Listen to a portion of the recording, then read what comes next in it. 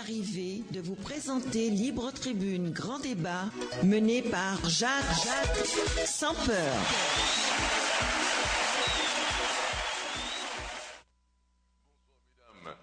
Bonsoir mesdemoiselles, bonsoir messieurs. Je dis encore, nous remercions bon Dieu en pile. Bon Dieu qui, dans sa grâce, dans sa miséricorde, dans son amour, dans sa grandeur, qui permettent que nous là, pour nous faire émission 8 millions haïtiens libres tribune grand débat. Je dis à nous pas une tête d'affiche. Cependant, nous te promettons des images, d'autres images, et sur la situation politique du pays, et commencer sous François Duvalier, en passant par Jacques Duvalier, et arriver sur Aristide, Raoul Cédras et tout le reste, parce que vous devez garder dans la mémoire votre histoire. Et gen bagay, ou pas haïtien, pour ces moun, qui vindou qui en ça t'est passé. Voyez, l'émission ça, on a proposé à soir en différé à partir de 9h sur Radio Antilles Internationale.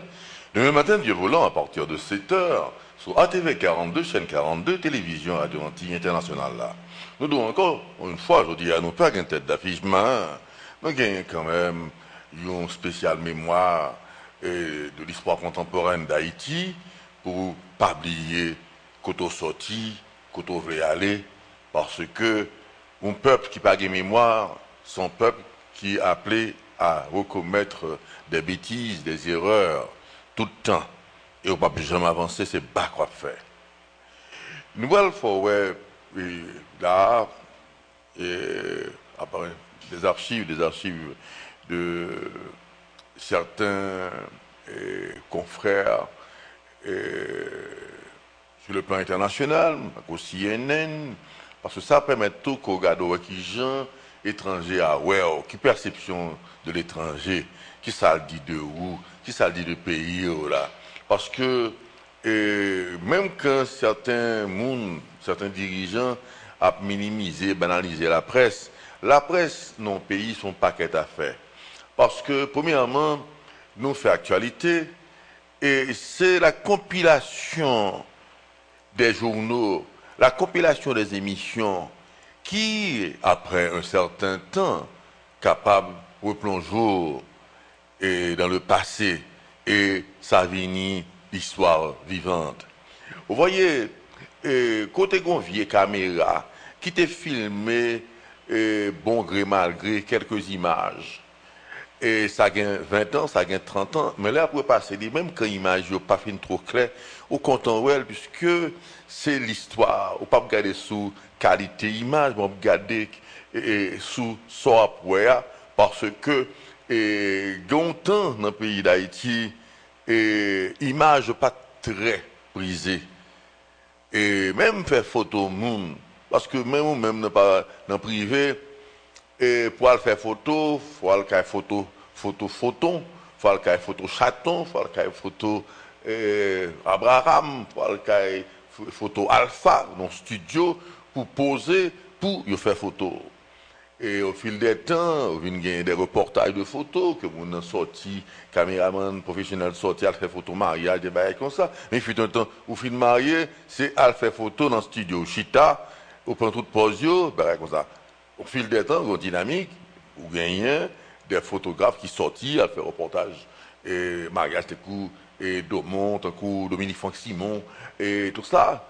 Et des coups Diaz, qui était photographe du Valier. Et puis ensuite, au fur et à mesure que la technologie avance, je ne veux dire, vous gagnez caméra avec haute fidélité et résolution à partir de votre téléphone. Ça fait que une génération qui pas mal pauvre en images, parce que je ne veux dire, les images pullulent quand on passe ou une image. Mais dans le temps de mon là, pas de grand d'image. Il y a des films qui étaient faits dans des conditions très difficiles et arriver et traiter, ça fait qu'on est capable plus ou moins ouais. Mais je veux dire, pour capable gagner ou même que monde pas venir dire garder qui j'en paye garder qui j'en paye et pour ça nous consacrons aujourd'hui. Il y a une chose qui est arrivée et on va constater que nous toujours dirons ça, la dictature c'est pas du Valier qui instaure, c'est pas du Valier qui invente. Si met apparaît et son monde apparaît pour ta seulement d'où on sait que c'est du Valier qui est dictateur seulement, moi t'as dit on sait que il pas propre et du Valier capable d'appliquer une dictature féroce, voyez, sanglante. Mais la dictature a toujours existé, c'est-à-dire que depuis 1804 et côté que des présidents, à un moment, c'était obligatoire, parce que nous prenons, par exemple, la gestion de Toussaint Louverture. Et, voyez, ensuite, vous venez gagner la gestion de Toussaint Louverture, qui était gouverneur de la colonie. On va avancer, et coup de Staline qui vient président, on va le constater que Henri Christophe qui vient roi, en fait, dans le Nord, on va le constater que c'était très de mise. Mais après l'indépendance, c'est toujours ça qu'on gagne. Et que le Paul Eugène Magloire, que le Térélé, Lilesco, Vincent, Borneau et tout ça, et qui m'a estimé, c'était un règne de la dictature. Vous voyez, le président a décidé de ça où il est capable de tuer, et il est capable pas qu'à tuer à visage levé, mais il a fait tuer où? La paix, mettons en prison, à un moment. Parce que peut-être aujourd'hui, autant de n'a parlé des droits de l'homme, que n'a agité avec force, en tant que presse, n'a parlé de liberté d'expression, et nous voulons, n'a pas imposé, n'a pas goûté pour lui, n'a parlé d'état de droit, eh bien, il faut comprendre ce que ça signifie. Ce n'est pas un petit bagage lié. Parce que sous pas élément ça, ou pas qu'à vivre dans le pays en tant que peuple. Parce que malgré que vous gagnez, ouais, de temps en temps, il y a essayé d'exclure. De temps en temps, il y a essayé de faire comprendre que ce sont les seules catégories de monde qui existaient. Vous voyez, son bagage, pour nous faire attention à lui-même, c'est émotion, belle parole. Nous allons regarder là, nous allons voir que nous prenons du Valier. Du Valier qui impose une dictature féroce avec des répressions. Ah, c'était macabre. Hein? Et après du Valier, on a pensé que Jean-Peuple ça mobilisé, que nous ne pouvons pas prendre encore une dictature, eh bien, il est capable de pas modèle, il pas quitter, nous pas quitter le modèle, mais il a toujours essayé et ouvert dans, mettez croc dans eux, bien acéré, bien filé, pour yo accrocher à eux-mêmes pour mettre en dictature.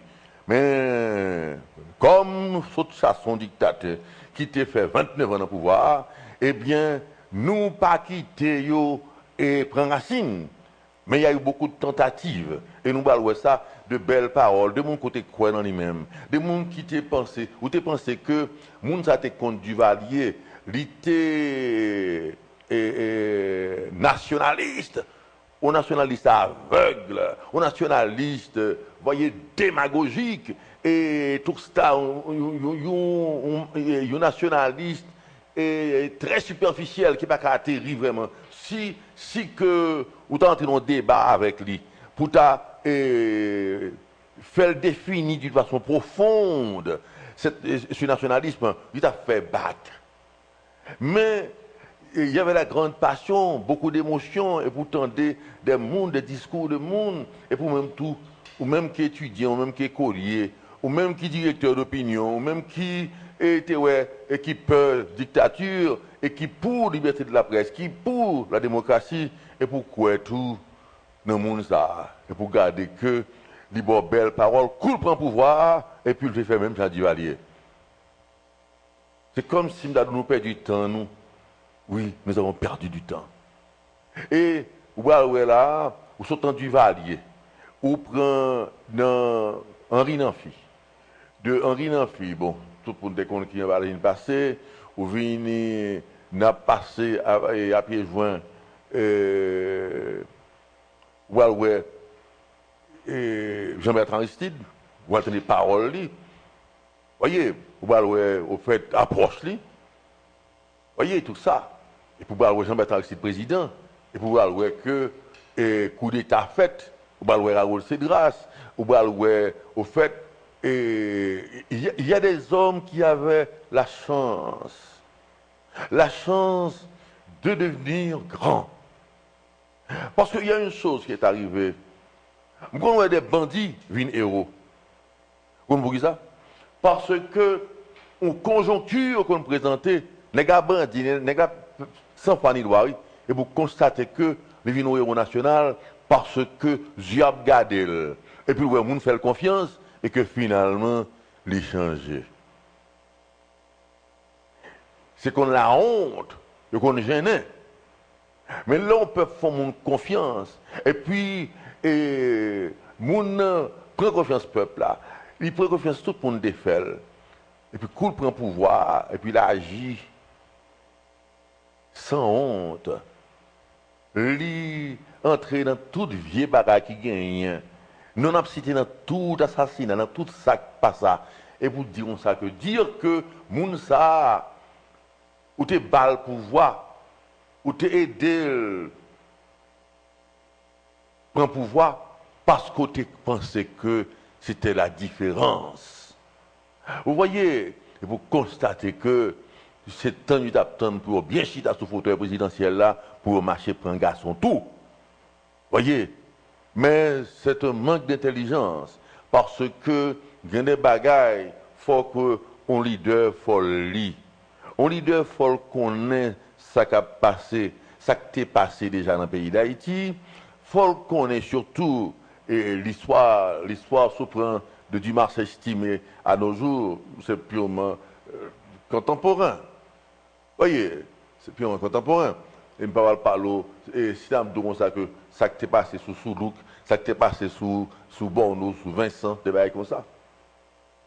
Ou tu es capable de dire ça que le recul est trop prononcé. Mais il faut avoir un recul parce que nous avons tendance à singer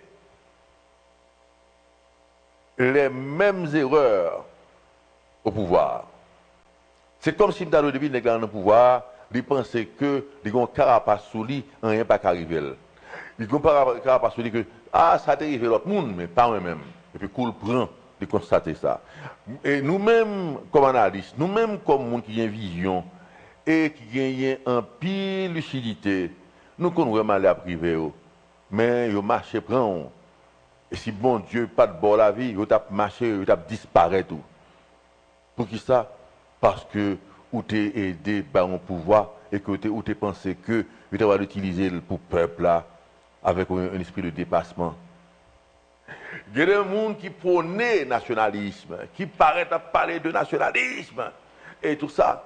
Et vous dites, bon, même quand ce nationalisme serait un petit peu abstrait, mais des fois, il y a un petit soupçon de folie qu'on fait monde changeons bagaille, qu'on fait monde foncer, changeons pays, changeons situation. On a cru, mais on nous a trompés. Et quel que soit ce bagat là, ou elle au passé, quel que soit le monde ou là, ou gagner des données présentes, des données d'études, des comportements qui va faire ouais, que c'était du pur mensonge, c'était juste de la façade pour avoir le pouvoir. Mais ce n'est pas très intelligent. Parce que Nelson Mandela, si nous regardons, si nous regardons sur le plan international, lors Nelson Mandela, après sa mort, il est sorti grand.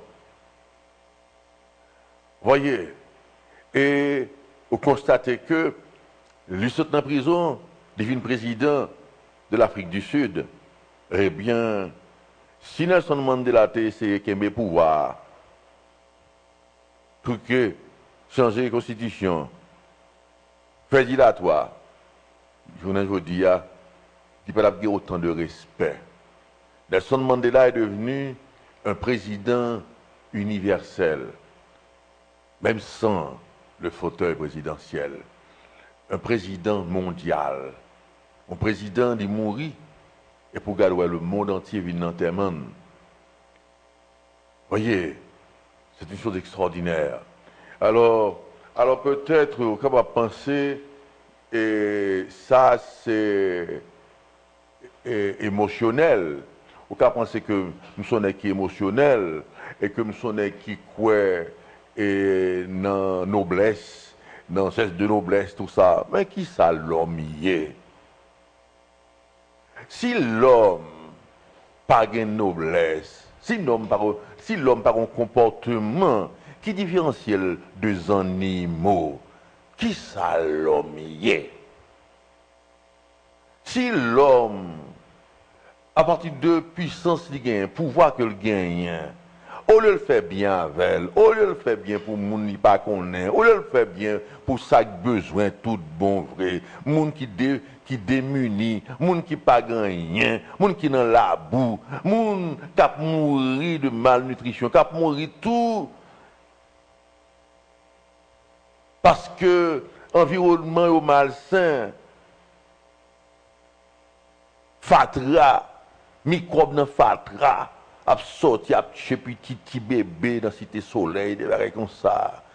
Vous voyez, si vous pas fait ça, qui mounouye? Vous capable peut-être de gagner des centaines de millions de dollars.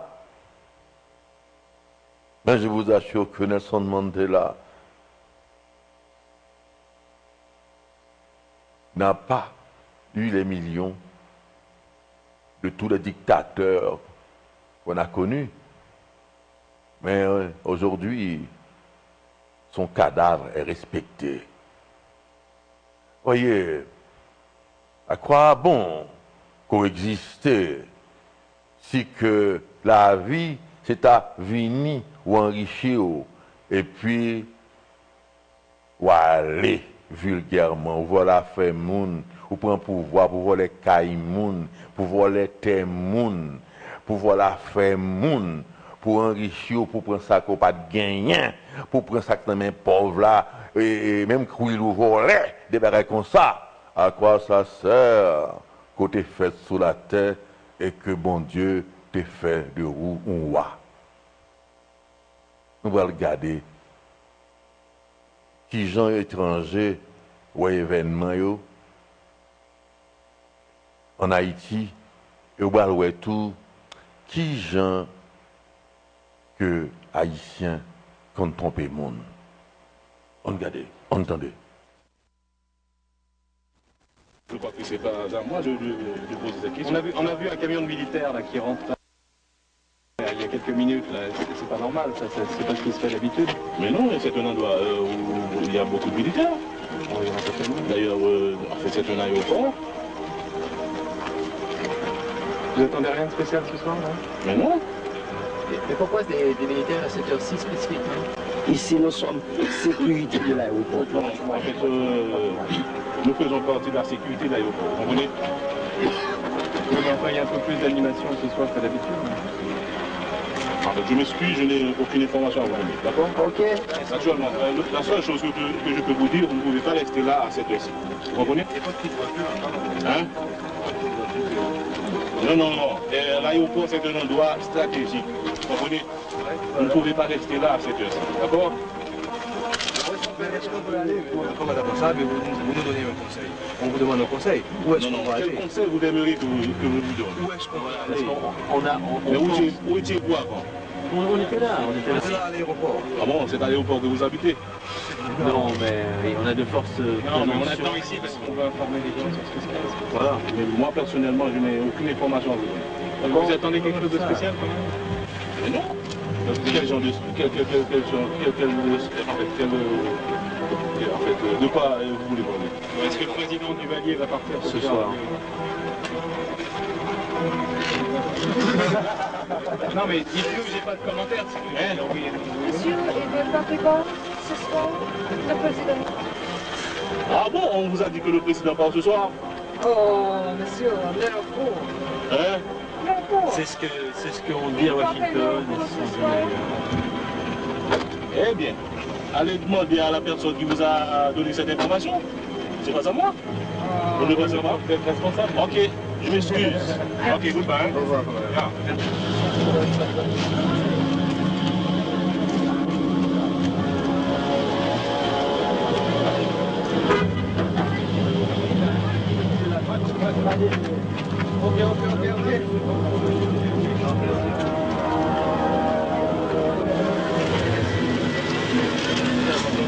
Monsieur le Président, Monsieur le Président, Monsieur le Président.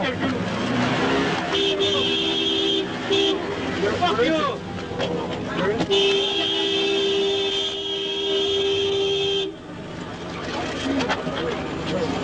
Hey! Hey! Get out! Get out! Motherfucker! Get out!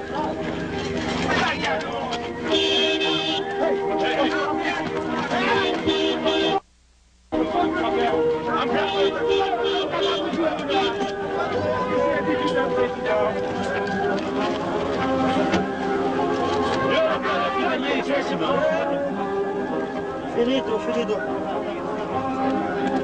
Le président est en train de partir, là. Le président est en train de partir, commandant. Je vous ai dit non! Mais on a vu maman Simone qui partait. Où ça? Dans la voiture. C'est de l'hallucination, ça? Il y a peut-être Théa aussi. Oui, c'est de l'hallucination. Il y a une illusion d'optique. En tout cas, elle lui ressemble beaucoup. Un militaire? Un civil? Il y a constamment des civils qui passent. Non, mais là, c'était quelqu'un apparemment assuré. C'était des chromes. C'était le genre de... C'était peut-être Théa. Non, c'est pas Michel.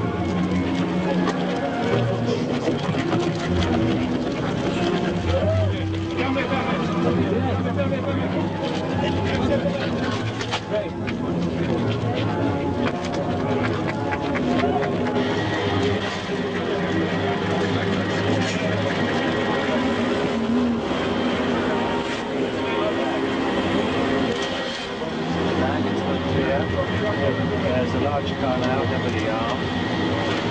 Baggage in it. Baggage in it.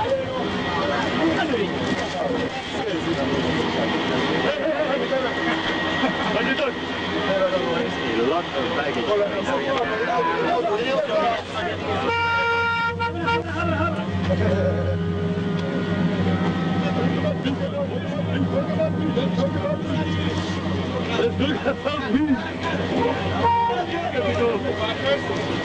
Look at it.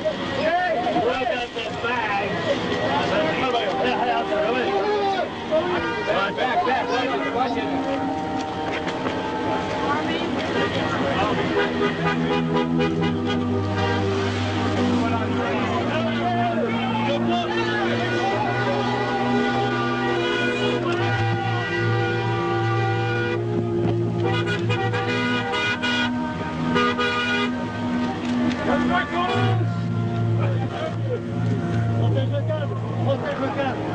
Back.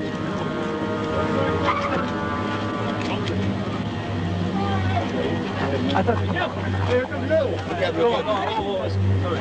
mais non, c'est sa mère. C'est le bonhomme qui sort. Non, c'est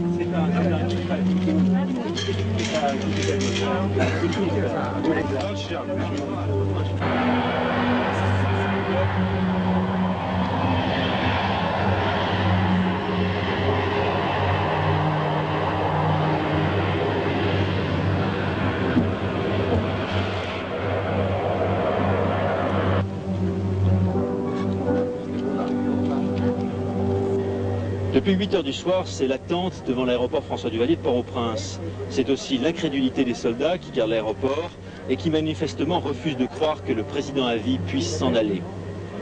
23h50, les deux premières voitures. À l'intérieur, nous apercevons sans doute maman Simone, la mère du président, ou bien madame Bennett, sa belle-mère, mais aussi Théard, le beau-frère, extrêmement irrité par la présence des journalistes.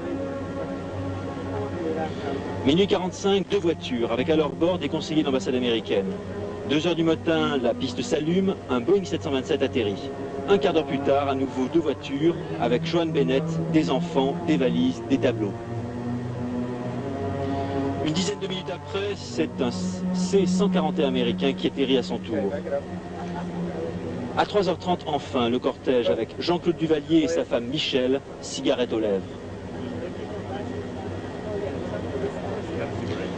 Voilà, c'est la fin. Duvalier est parti, une page est tournée dans l'histoire d'Haïti. Cette nuit se termine 29 ans d'une des dictatures les plus féroces du monde occidental. Pourquoi un départ aussi rapide alors que l'on pensait que Jean-Claude Duvalier avait repris la situation en main, sans doute en raison des pressions américaines. La situation dans le pays devenait difficile et les Américains ont préféré précéder une explosion possible. Les problèmes, en tout cas, restent devant pour Haïti. En effet, l'opposition n'est pas préparée, le gouvernement de transition aura une tâche difficile et les rancœurs risquent de s'exprimer dans la violence et le sang.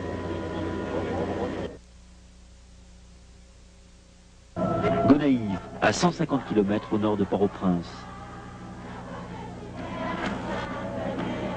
Entre la cathédrale et le monument à l'indépendance, des milliers de personnes venues de tout Haïti ont répondu à l'appel de l'Église catholique. En 1804, c'est ici qu'a été proclamée l'indépendance d'Haïti, après la défaite des troupes françaises. Le 28 novembre dernier, c'est ici qu'a démarré le mouvement de révolte qui a fait partir Jean-Claude Duvalier. Aujourd'hui, Gonaïves est sacrée capitale de la deuxième indépendance d'Haïti.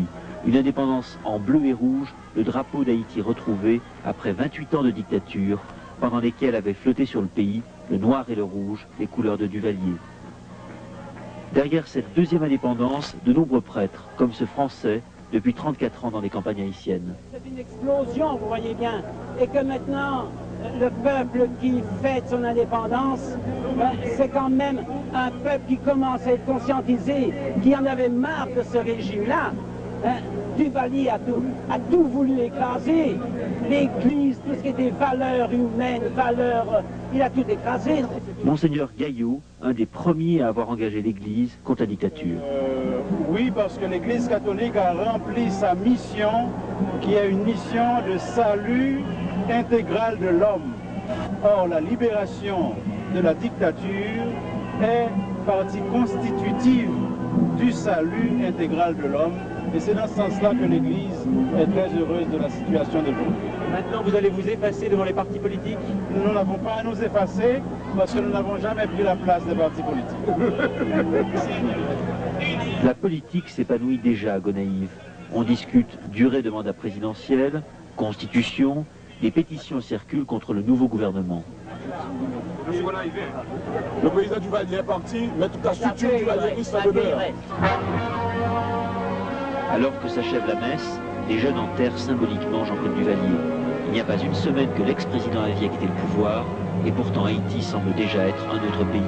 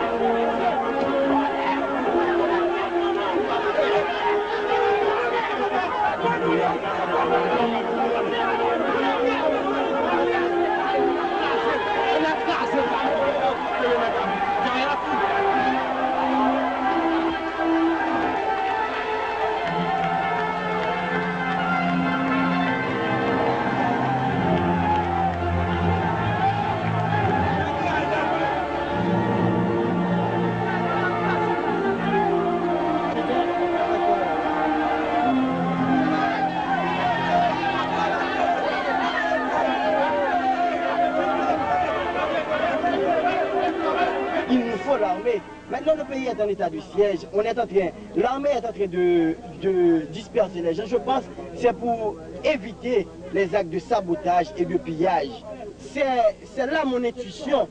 Je ne sais pas si c'est les leurs. Mais de toute façon, leur acte, comme ils sont en train de prendre de nouvelles dispositions pour le maintien du pays, je ne sais pas s'ils vont continuer avec les mêmes systèmes de Duvalier. Avec quel...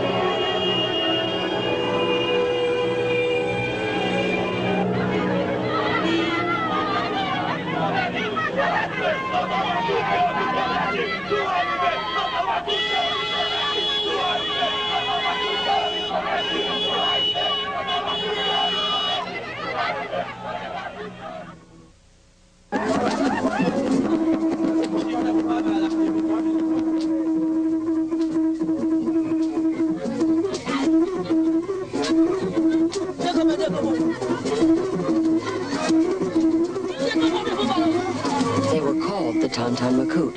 The name means boogeyman. A hardcore group of 20,000 Macouts kept the Haitian people in line and the Duvaliers in power.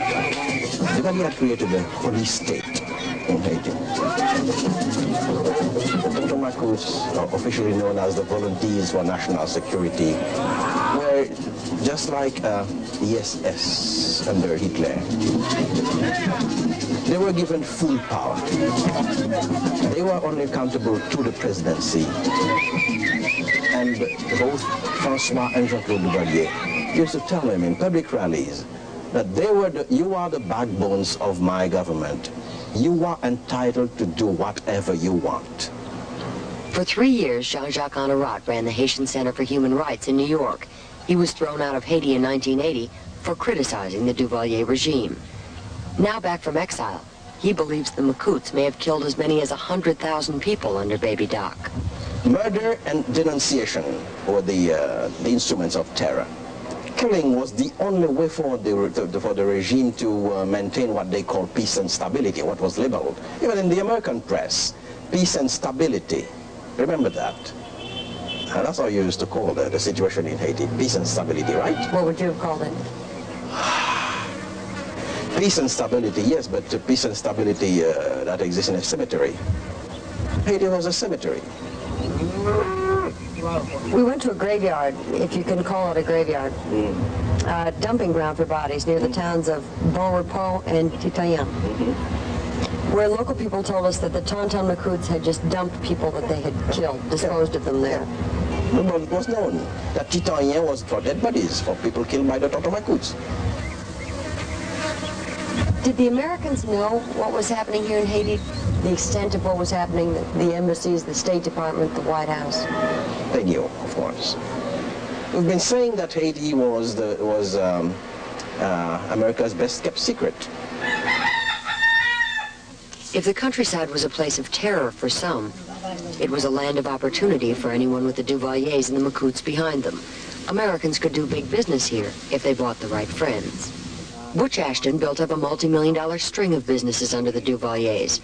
Large American firms that want to invest hire him for his government connections and his knowledge of how Haiti works. Our famous Tonton Macouts, quote unquote, were trained by our U.S. Marine Corps, whether we realize it or not, and armed by our United States government as well. We propped up Baby Doc. We kept him in power. When you say that the Marines trained the Tonton Macoute, what do you mean? Well, I mean what I said. I'm saying that in 1961, 62, we had a U.S. naval mission here that was supposedly training the Army. And at the same time we were training the Army, we were knowingly training the militia, which part of that militia was the Tonton Macoute, but the militia was the Volunteers of Sécurité Nationale. And our weapons, our M1s, our rejected weapons were given to the militia, and our new weapons were given to the Army. And we knew this, and we had actual Marines training these civilians. And anybody that doesn't know this is fooling themselves and not myself, because I was here during that whole period. The Marines commander later denied knowingly training Macouts. Did you ever see any of the Marines training the Tonton Macoute? Certainly. He has seen more of the Makouts than just their training. One of Ashton's many businesses is Haiti Citrus, which grows limes for export to the States. His groves in a place called Bastrak-Tibizé were once used by local farmers to grow their own food. 10 years ago, the peasants leased their land to his company. When the leases expired last year, the trouble began. Father Franz Grandois and other Catholic priests tried to help the peasants when they were renegotiating with Haiti Citrus. But anyone pushing for a better price or their land back came up against the Tonton Macoute.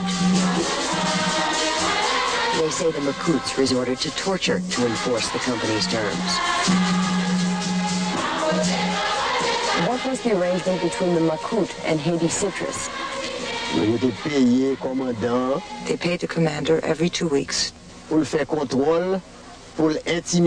To control, to intimidate, to crush, to break any opposition. There are peasants in that area, as well as the Catholic Church, that say part of your method was to put a commander of the Tonton Macoute on the payroll and to use the Tonton Macouts to enforce your agreement. Did you do that? Never. There have been people, the mayor of the area, who happened to be a Tonton Macoute and is a leader of the area, was in fact not on a payroll, but he was on a consultant basis for security in the fields because of outsiders letting their cattle and their horses loose in our fields. Macoute. The commander came with 40 Macouts to this area to attack, to seek revenge. What specifically did they do? They would take the people, they would take them to prison, they would beat them. They would tie their hands and feet together with rope, like a ball, and beat them. What did you say to the allegation itself, that you'd hired Tonton Macouts to protect your fields? Absolutely not.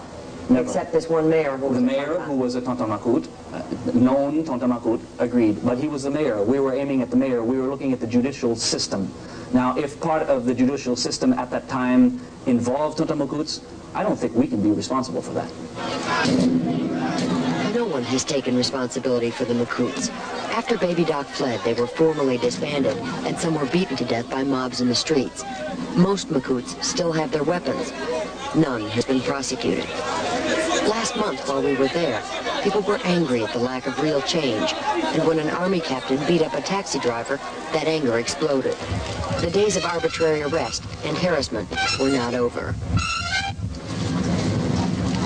The new strongmen sent out to keep the peace are called the Leopards, Army shock troops organized by the American military mission in the first years of Baby Doc's rule. The American military attaché at that time told us the Leopard Corps was his idea. The embassy now denies any involvement in their formation.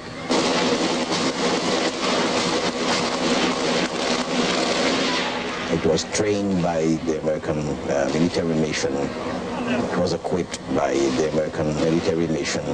They had the Leopards created as a force to replace the Tonton Macouts.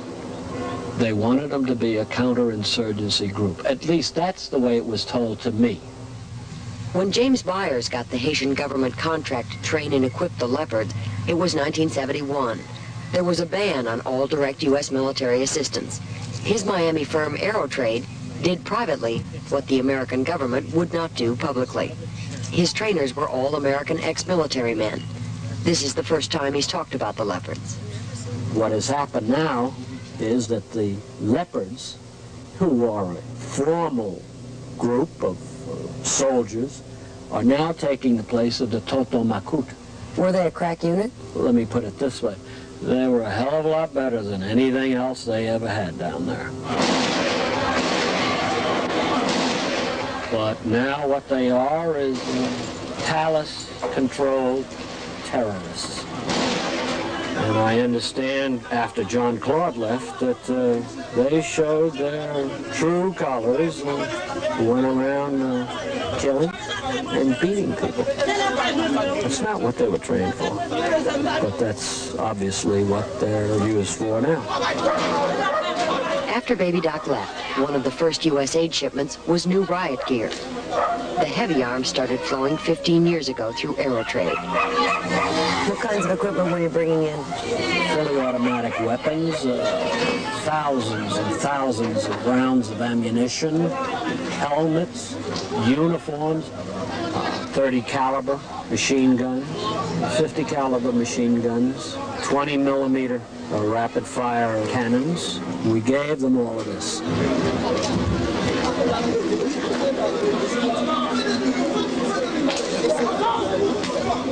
Well, they didn't even have toothbrushes or shaving equipment or underwear or anything else. The CIA knew you were doing all this? How intimately? How much they know what you were doing? Everything. Everything. They got copies of the contracts. When we ask the CIA about air trade, what are they going to say to us? Aero trade who?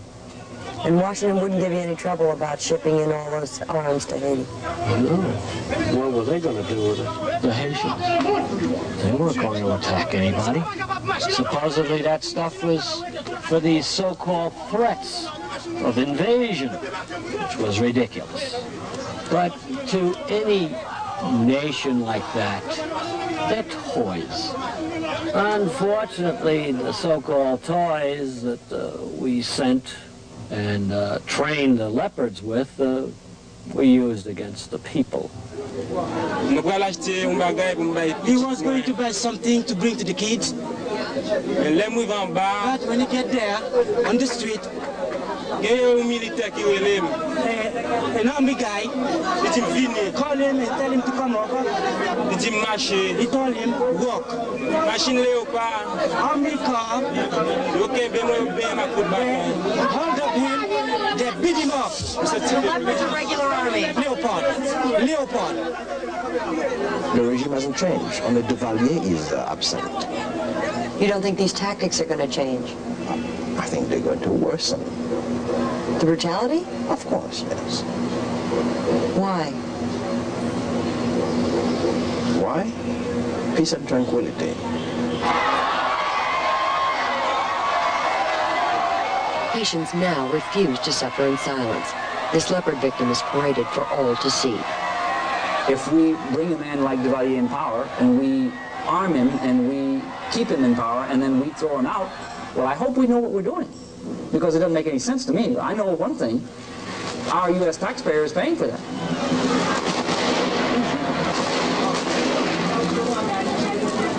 The CIA divorcee who won the heart of the president for life and changed our country forever.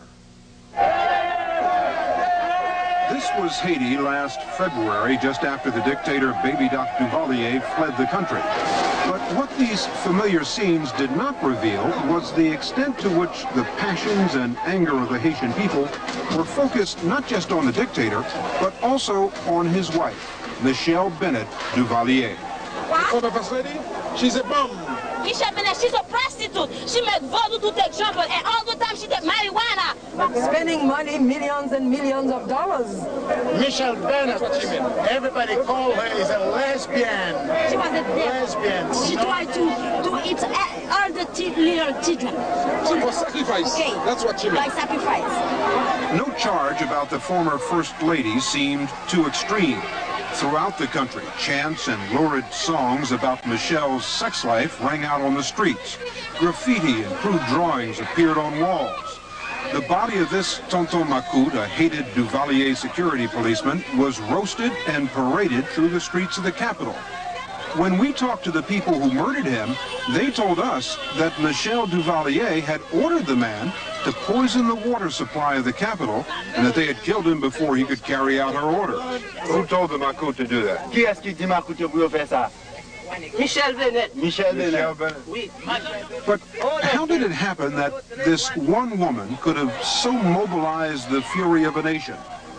The story begins 5 years ago in a moment of seeming innocence.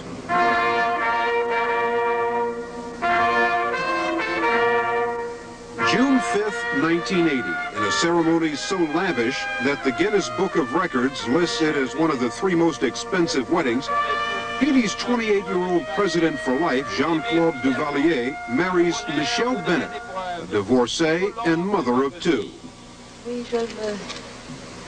If it looked to the world like a grotesque demonstration of extravagance in the poorest country in the hemisphere, to most Haitians watching on television, it was enchanting. A storybook wedding of a king and a queen. They liked her. They liked the queen. They wanted the queen. They had a queen. Is that the way she saw herself, as a queen? I don't think she saw herself as anything less than that.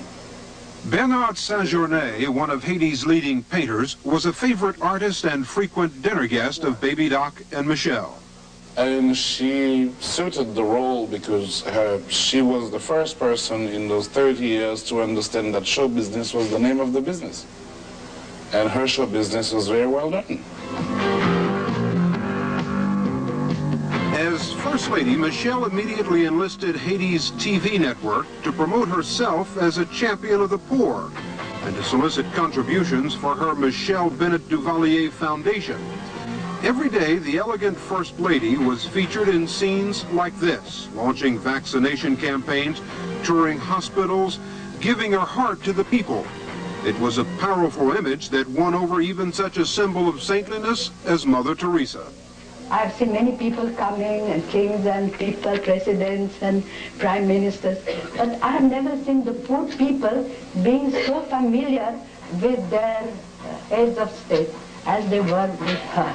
It was a beautiful lesson for me. I have learned something from you. So, thank you. She was capable of showing that she could be the very best, and in reality, she displayed that she was the very worst.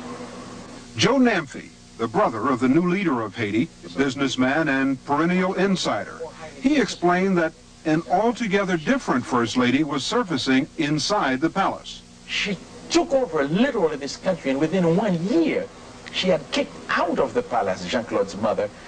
All of Jean-Claude's mother's relatives, 98 of them, were exiled. So she literally went after the Duvaliers with a vengeance. I mean, to literally exert her power.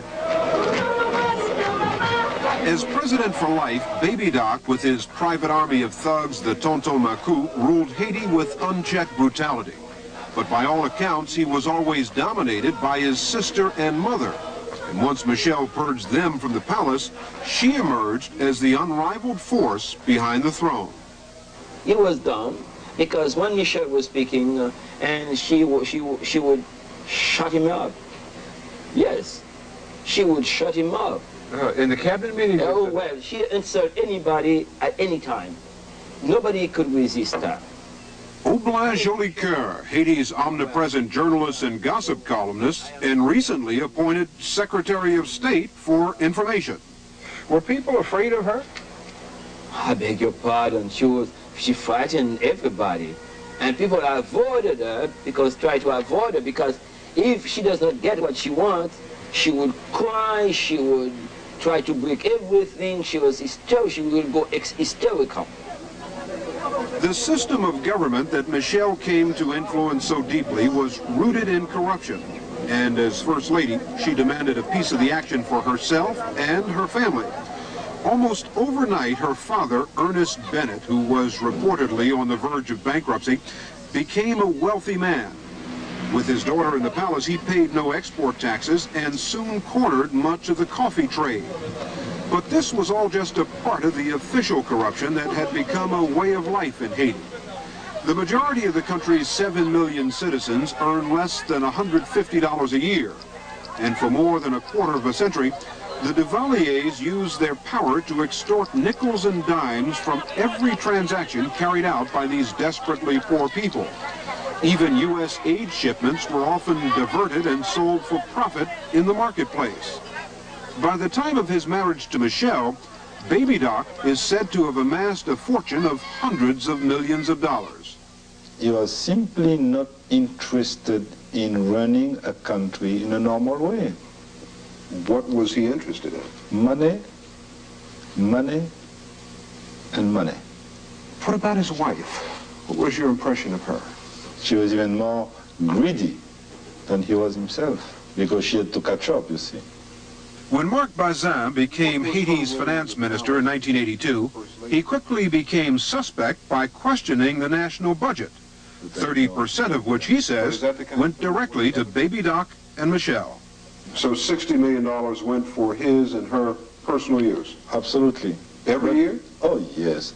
And that was just official open corruption because it was coming out of the budget. But what about the First Lady's foundation and the millions of dollars she had raised on behalf of the poor? That was just a cover. Just a cover. Was she taking a lot of money out of it, you think? Oh, yes, yes. I believe that was a very important source of income for her. This scene came to symbolize the blind arrogance of Baby Doc and Michelle's regime. The dictator hurling small change to the poor, while he and his wife extorted hundreds of millions. Michelle came into the government through the bedroom, and she brought down the government in 5 years through her greed. Since the 1960s, when he was condemned to death by Papa Doc, Ray Joseph, the editor of the Brooklyn-based newspaper The Haiti Observateur, has chronicled the Haitian Revolution. He points to the Pope's visit in March 1983 as the first challenge to Baby Doc and Michelle. The Pope was going beyond the Duvaliers, standing by him, and telling the Haitian people, I don't agree with what they're doing. We cannot have this scandalous wealth side by side with the abject poverty. Things have got to change. And from that speech of the Pope, the message went out that the Duvalier regime could no longer continue the way it was continuing. It was doing business. Most every revolution has an event that finally triggers a people to action. Unlikely as it may seem, the incident in Haiti was a television broadcast, shown in squares like this across the country on TVs which the First Lady had installed to show her good works. And what the people of Haiti saw in May of 1984 was this lavish benefit ball which Michelle had organized on behalf of the poor. Tell me about that $500 plate dinner. What was it like?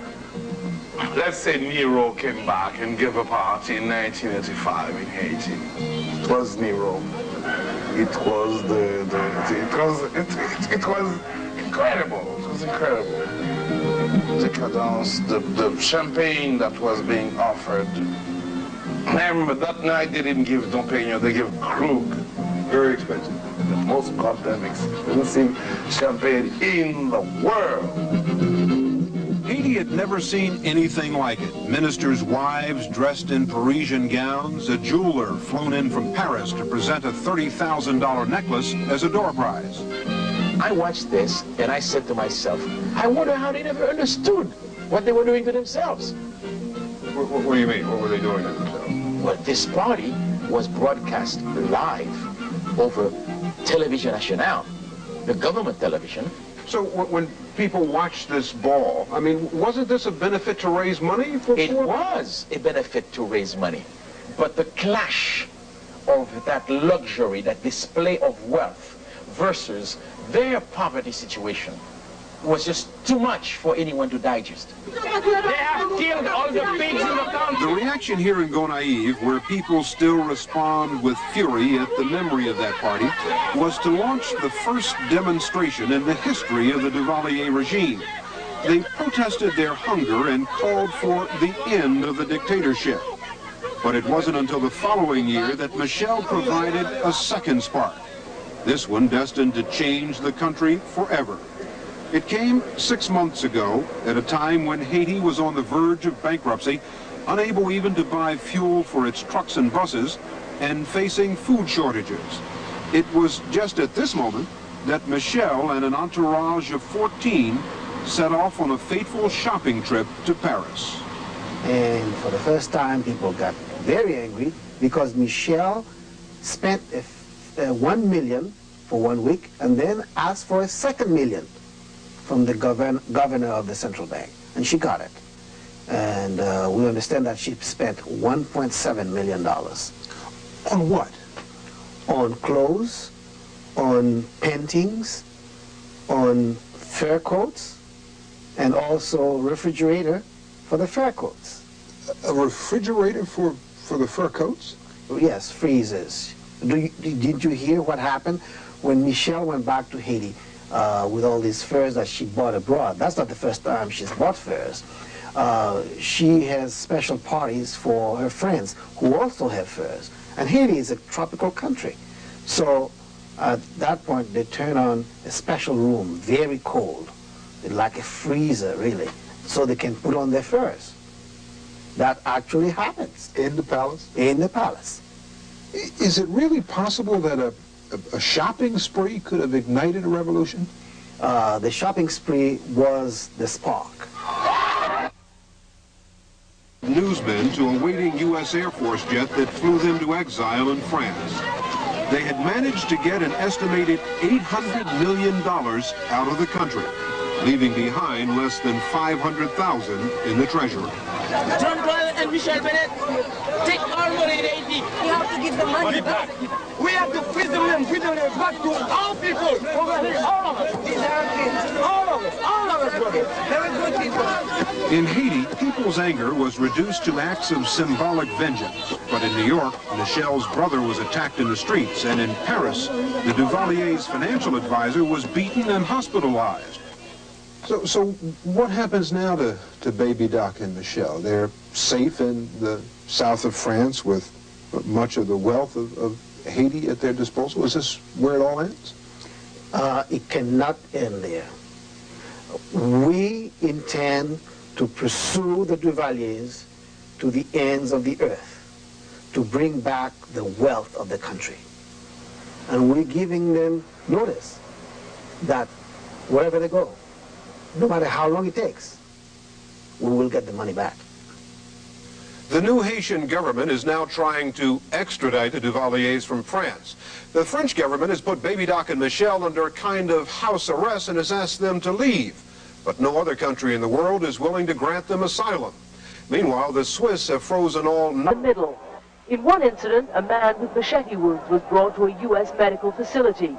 Then Aristide supporters went after the police official who wounded him. He hid in a latrine.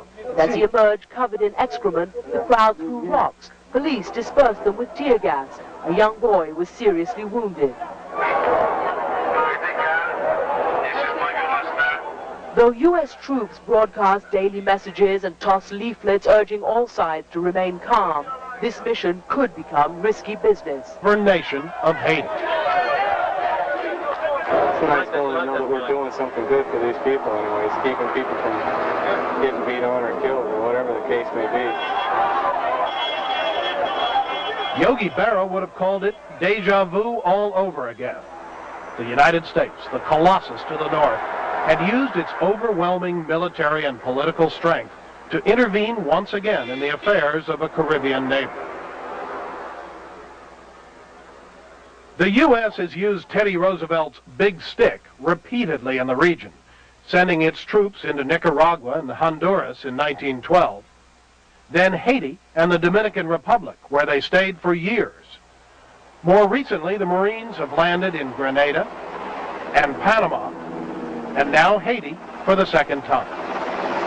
But what do these massive military moves actually accomplish? Very good. It's a good sign. It means that we will be out of our misery very soon. Misery and filth are commonplace. An existence made worse by the embargo in a country which even before was the poorest in the Western Hemisphere. We need to get out of this situation. It's impossible to go on this way. As American soldiers expanded their control, even the dreaded Port-au-Prince police seemed more reserved, although the citizenry continued to scatter at their arrival. Because I'm doing my job. In any case, the taking of the Haitian military base is an especially powerful symbol of the transfer of power from military to civilian rule. Tom Hendrick, Fox News, Port-au-Prince, Haiti. A station based in Brooklyn, and Professor Carol Charles, a sociologist at Baruch College. Welcome.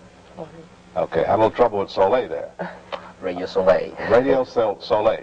Okay, tell us about Radio Soleil and what's been the reaction from some of your listeners to that station following the intervention of the U.S. into Haiti.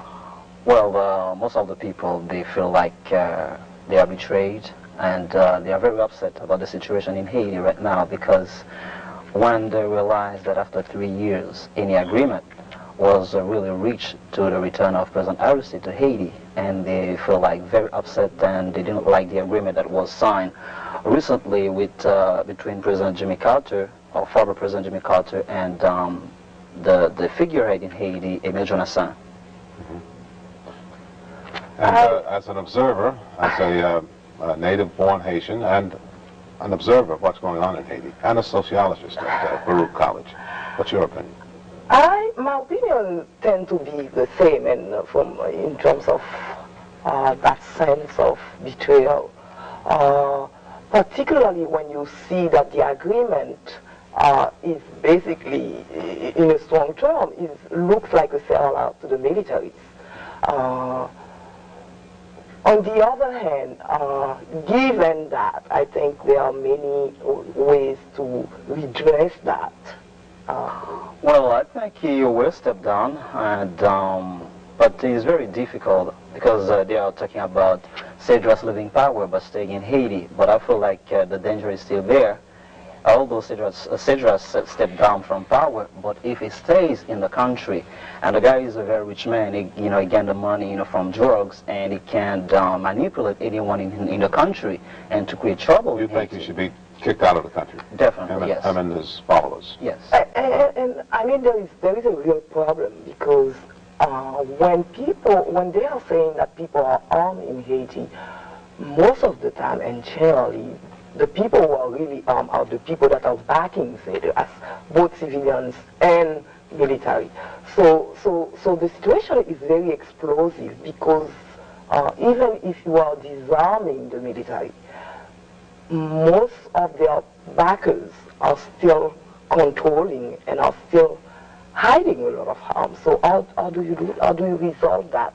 And if Cedras is still there, you still have someone around which you can organize a whole new situation that could really challenge or how should I say it, disorganize any attempt for the IC government to really start a transition toward democracy. So there is potentially, it's a very explosive situation. How long do you think the U.S. troops will have to remain there? Or should remain there, since they're there? Well, it's not It's going to be a long-term situation? Not really. It's so simple, because Cedras was, it was supported by the U.S. government. It was armed by the U.S. government. It was paid by the U.S. government.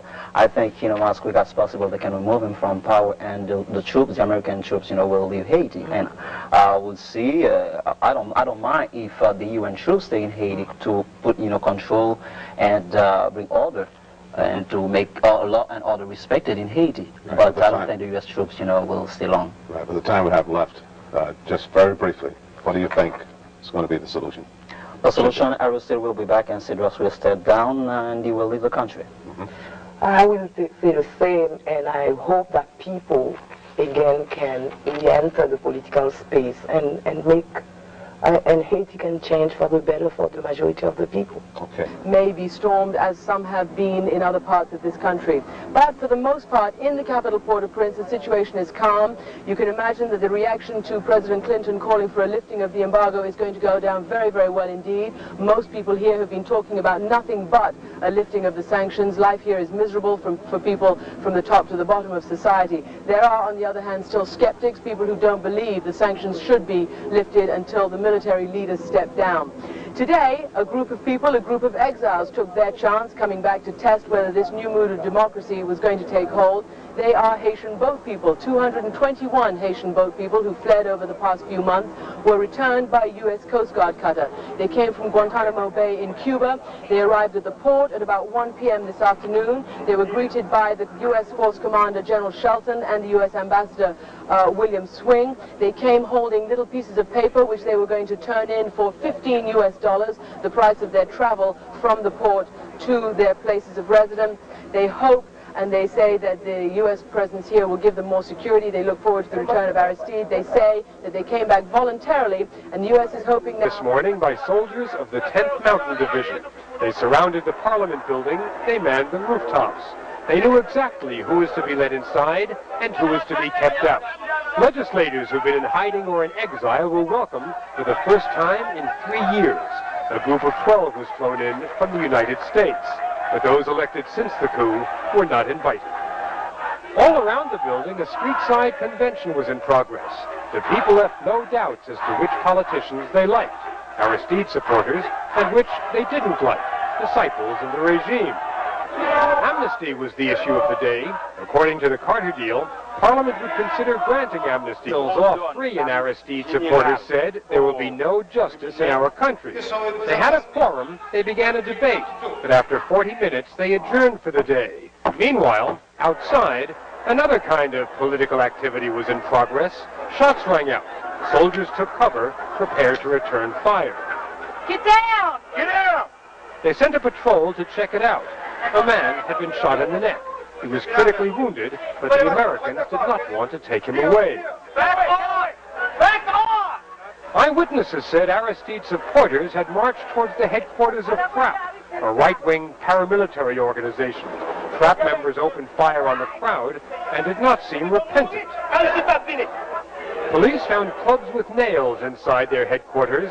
This is how one political party deals with its opposition. But just a few blocks away, democracy was having a modest beginning in a country which has had very few happy endings. Bob Simon, CBS News, Port-au-Prince. Mes soucis sont divers. My concerns are many. Il y a d'abord cette situation anarchique qui s'est développée this anarchy that is developing dans la partie nord du pays, in the northern part of the country, où l'armée n'a pas un seul représentant. Where the armed forces don't have one representative right now. Is it your position that the United States is attempting to meet the Carter Agreement, or that it is not really attempting to live up to the Carter Agreement? The accord was signed to avoid violence, pour éviter l'effusion de sang, to avoid bloodshed, et pour promouvoir la paix. And to promote peace. C'est ce que nous espérions. This is what we hoped. But in Port-au-Prince and in the northern part of the country, we have more and more scenes of violence. There's looting and there's food depots that are being looted by mobs. What if the Parliament does not agree to amnesty? What would you do? J'espère bien qu'ils arriveront à le faire. I hope the Parliament will be able to pass the amnesty laws. Mais généralement, la mentalité, l'état d'esprit des militaires haïtiens. But in general, the state of mind of the Haitian military personnel right now is that they don't believe very much in the value of that amnesty law. General, you have told me before, number one, that you will step down as leader of the Haitian military on or before October 15th. Does that remain your position? Oui, ça n'a pas changé. My position has not changed. And General, you've also told me before that you do not intend to leave Haiti, that indeed you are determined to stay in Haiti. Has your position on that changed? Non, ça n'a pas changé. That hasn't changed either. General Cedras also said he is concerned about the potential for violence during marches and protests planned, he says, by Aristide people for Friday. That's the 3rd anniversary of the Haitian military coup that ousted President Aristide. As he has been doing for weeks, Aristide declined today to be interviewed by CBS News. He is still in the United States. Connie? Right now, this, as Haitian police and Haitian security forces simply are not apparent, are simply not doing their job of security, and Americans who are on hand are not stopping the looting. CNN's Richard Blystone has been monitoring today's events and has this report. For troops who are not supposed to be Haiti's policemen, they were doing a pretty good imitation. Put across the knife! Put it down! Put it down! And plans to contain and protect an expected mass demonstration gave way to a day of putting down brushfire violence. After gunfire broke out at headquarters of a right-wing group called FRAP, and a pro-Aristide mob set to beating up men they accused of being FRAP paramilitary gunmen, it was not Haitian police but Americans who arrived to restore a semblance of order. And there were no Haitian uniforms in sight when U.S. military policemen using crowd control spray moved another mob back from a food warehouse where hundreds had broken in and were looting. and fighting over the spoils. Earlier, Ambassador William Swing said U.S. troops were to be only the outer ring around the demonstration that didn't happen. The essential plan is for our troops to form a cordon and to keep the responsibility for acts of criminality on the shoulders of the Haitian police. At Port-au-Prince Cathedral, looking back at 3 years of military rule, but also forward. We want a democracy built with love, said this priest. We're waiting for the military to confess their crimes, and then we will forgive them. Tens of thousands had been expected to gather here for a march supporting President Aristide. But in the event, the cathedral was not even full. Whether out of lack of interest in the peace message or fear of more violence like yesterday's, only the absent knew. The anti-Aristide messages that have been pouring out of state television and radio stopped abruptly early Friday when U.S. troops took over the National Broadcasting Center.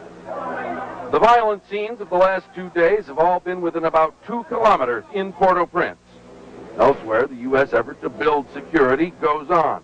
Thursday at Jacquessampeurradioteleantilles on the south coast, U.S. Special Forces moved in to share living quarters with Haitian soldiers. The city was tranquil. The center where the right-wing group called FRAP had administered beatings was deserted. Both Haitians and Americans said they were determined to cooperate. Richard Blystone, CNN, Port-au-Prince.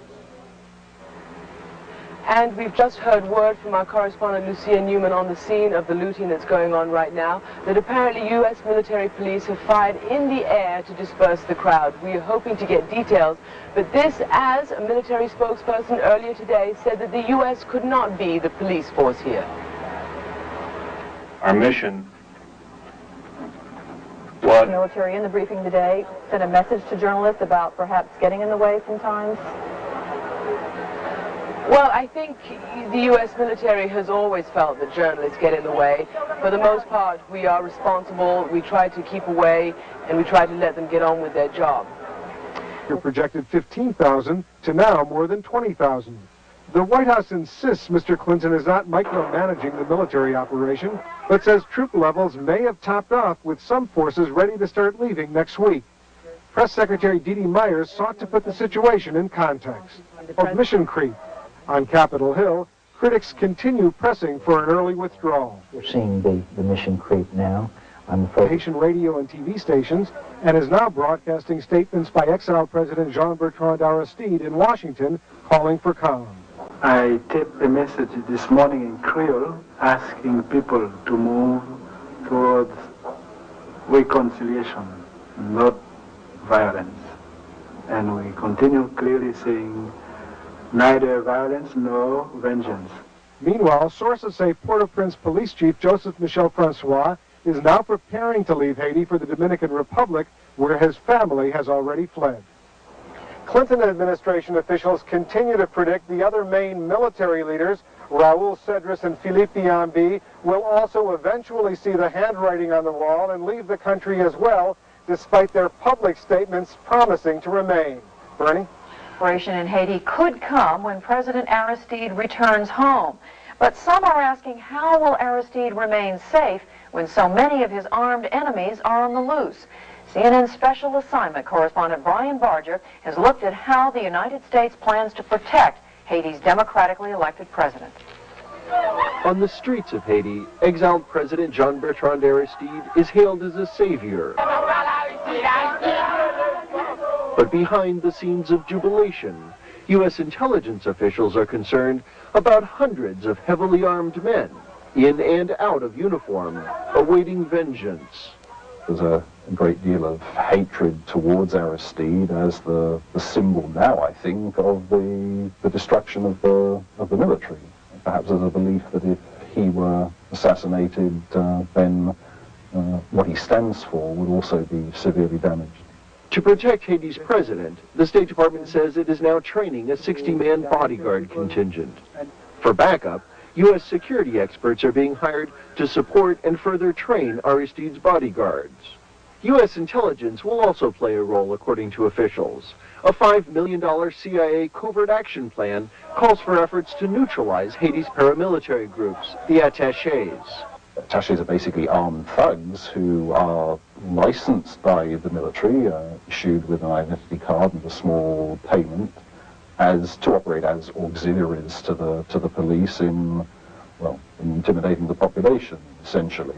The U.S. military and international police monitors, soon to be deployed in Haiti, will be trying to keep Haiti's military in check to prevent them from mounting yet another coup against Haiti's first democratically elected president. U.S. officials are clear that building and keeping democracy alive in Haiti hinges on keeping its president alive. For Aristide himself, there's only one solution. Disarming the paramilitary groups is indispensable for the success of this mission. We should disarm them, and very quickly. Brian Barger, CNN Special Assignment. A memorial mass was celebrated in the Cathedral of Port-au-Prince, commemorating the thousands murdered by the regime over the last 3 years. Outside the church, the mood was far from mournful. There was a sea of people preparing to flow towards the cemetery to stage a mock funeral for the dictatorship. This was their day, the last anniversary of the coup, with the generals still in power. When Americans passed through the throngs, they were greeted as conquering heroes. Security, the people shouted. You brought us security. The demonstrators took all the people with them, or so it seemed if you stuck to the parade route. But just around the corner, it was another story altogether. Here, members of FRAP, paramilitary supporters of the regime, gathered, armed with rocks, machetes, nail-studded clubs, Molotov cocktails, and automatic weapons. Anyone who ventured into their territory was made to feel most unwelcome, whether he came on foot or on a motorcycle. Haitian police reacted by leaving the scene.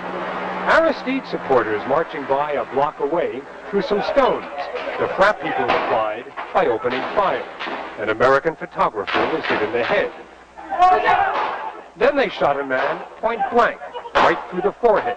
They shot him, but that wasn't enough. 20,000 U.S. troops were in country today, but there wasn't a solitary soldier anywhere near where this was happening. 2 American photographers, Chris Morris and Peter Turnley, took him to an ambulance, and while they were carrying him, the killers got in a few more blows. The man made it to the hospital. He did not make it through the afternoon. U.S. officials who would not identify themselves were on the scene, reporting back to someone, but their report brought no U.S. reaction. So it continued. A masked FRAP man gave us the thumbs down sign, indicating he killed someone else. To cure any skepticism, he took us down an alley to see his handiwork. There were 2 bodies there. And as the next act in this theater of the grotesque, FRAP members released doves from a cage and called for peace. Some of their colleagues weren't faring so well. The lucky ones were picked up by Americans, arrested but alive. At least 2 others were not so lucky. Americans were also busy watching poor people loot a warehouse today. They confiscated a couple of knives and explained their mission. Our mission is to protect Haitian violence. But that's not where the violence was happening. Not here, not at the intersections or the gas station or the movie theater, which Americans were also protecting. As the afternoon wore on, uniformed and ununiformed thugs of the regime continued their reign of terror, while those doves lay dying in the streets of Port-au-Prince. Bob Simon, CBS News, Port-au-Prince. The number of U.S. troops in Haiti is now more than 20,000 and climbing. More will go in this weekend, and the Pentagon says no upper limit has been set. The rapid escalation has set off alarms in Congress, but President Clinton put out the word today that he's pleased with the mission so far. Correspondent Rita Braver is live at the White House. Rita? In the village of Petit Pomago, a coffin's being built for Jean-Luc Lucien. No one sheds a tear. Lucien was known here as a macoute, one of the gunmen who ruled this village by terror. The people stoned him to death this day. We want to disarm the macoute, they sing. The Lavalas has taken control, the people say. The macoute are dead or on the run. No one is safe, villagers say, unless more U.S. troops are deployed in remote areas. Yet the few hundred Americans here now already have their hands full. Down the road, they try to prevent food riots at this distribution center. firing over the heads of the crowd to keep order. Keeping order will not be easy with so few U.S. forces here, with a popular movement gaining momentum and desperation ever present. Along this road, revolution is underway at nearly every stop. Jim Laurie, ABC News in northern Haiti.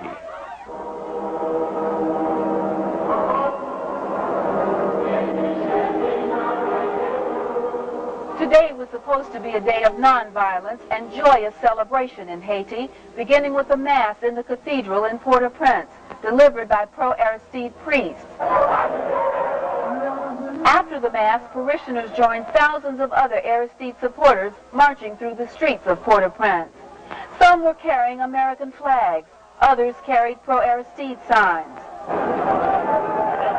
As the marchers neared the headquarters of FRAP, the paramilitary group aligned with the military junta, violence broke out. Shots were fired and rocks flew as Aristide supporters and members of FRAP came face to face. Among those injured in the melee were 2 American news photographers. Despite the growing U.S. military presence in Haiti, no American troops were around to stop the violent confrontation.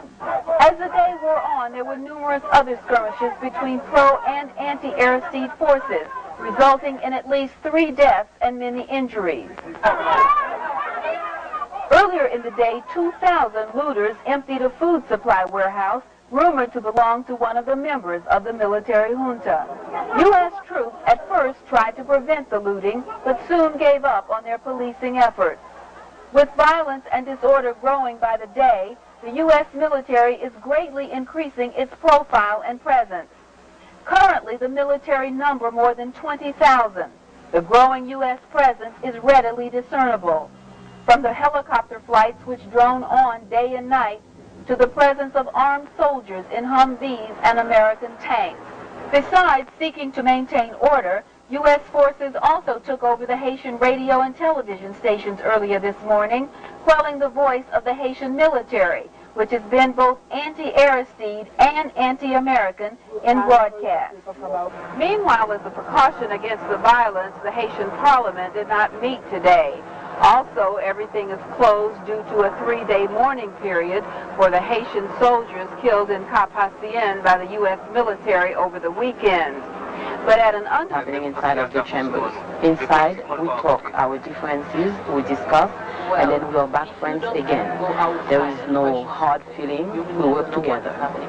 Given that there are some senators and deputies who are supporting a general amnesty for the military, how much of a fight is there going to be? How much of a fight has there already been? Our position is to have a political amnesty, not a general amnesty. And the coup affected both sides at the parliament. Some people are for the return of Aristide and some others are for against his return. And it is going to be a democratic fight in the chambers. Haitians on the street have said in demonstrations that they won't feel safe until General Cedras and the other military leaders have left the country. How do you feel about that?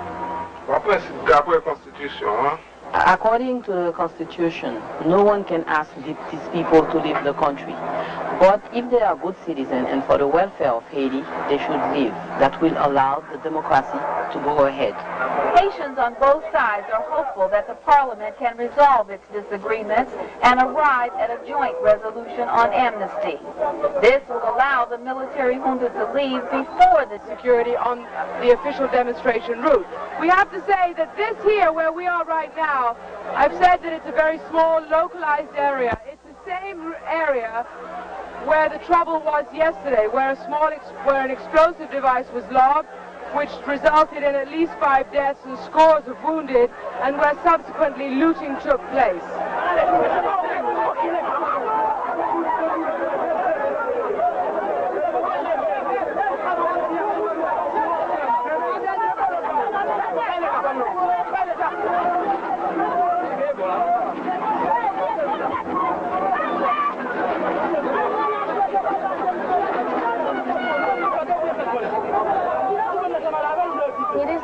second day of violence, the second day of severe disturbances in isolated parts of this city.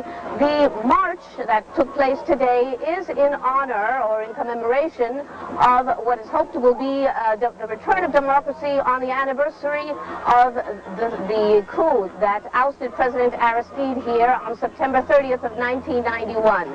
People had gone first to a mass at the cathedral here, and then they took to the streets, chanting and singing, beating on drums, as you can see.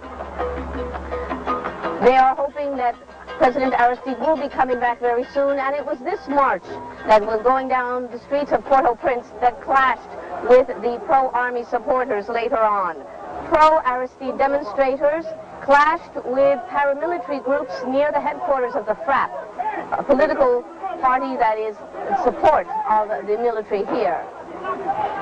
There were rocks thrown by the crowd, and suddenly there were bursts of gunfire everywhere.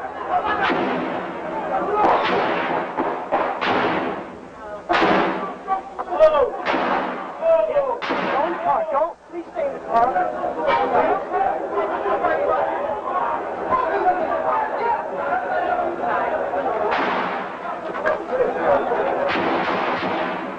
Many people were carrying machetes and the guns. As you can see, it's a very, very tense situation there, people running everywhere. Many journalists were also caught in the middle of this.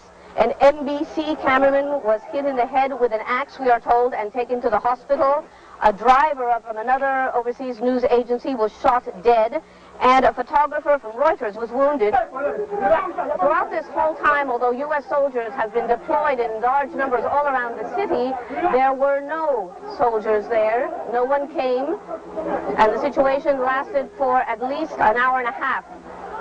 Now, in another part of town where soldiers were deployed, there were many, many Haitians screaming and yelling. They had got hold of two men whom they accused of being attachés, whom they accused of having been responsible for the problems.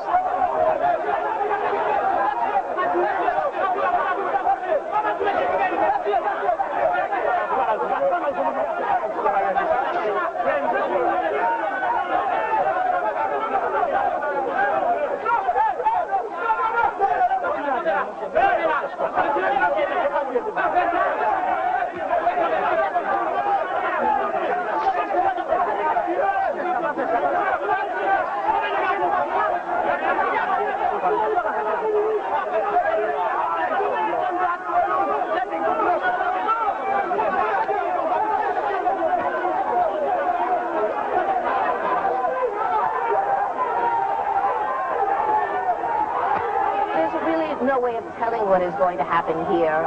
One goes down the street, nothing is happening. A half hour later you go by and there are people being beaten, soldiers running in all directions, U.S. soldiers often trying to come to the rescue and put an end to things.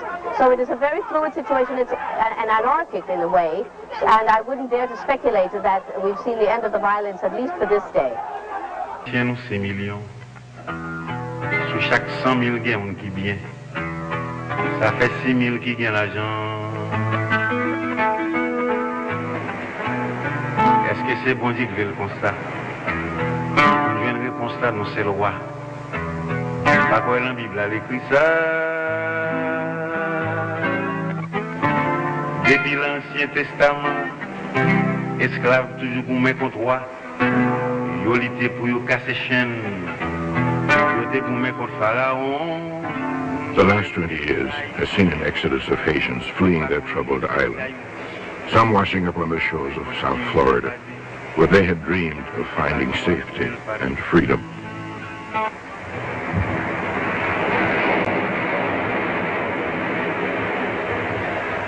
In 1991, a popular priest, Jean-Bertrand Aristide, became the first democratically elected president of Haiti, inspiring hope for an end to the nation's suffering. If we look at Haitian people, we can say it's a holy people. The way they die for democracy, fighting without violence against weapons. Today, it's not just a question of Haitian people, it's a question of democracy throughout the world. After years of controlling the country, the U.S.-trained Haitian military was still not ready for democracy, and they staged a coup.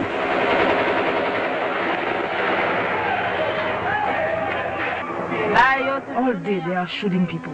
There's no peace in Haiti. This is why I took the children and fled to find security with them. Because the army is shooting into people's homes when they know you are supporter of the movement. Once again, thousands of Haitians fled for the refuge of America. But instead, they were interdicted, imprisoned, and forcibly returned.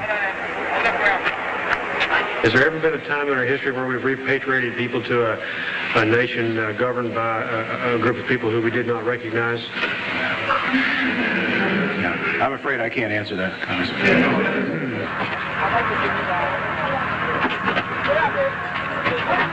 Haiti's nightmare tests the courage of its people and the conscience of America.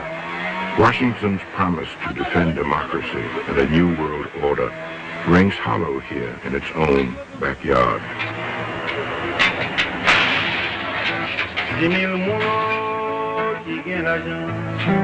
Malgré tout vieux amour, yo joigne chaque fois et les nous les changer ça.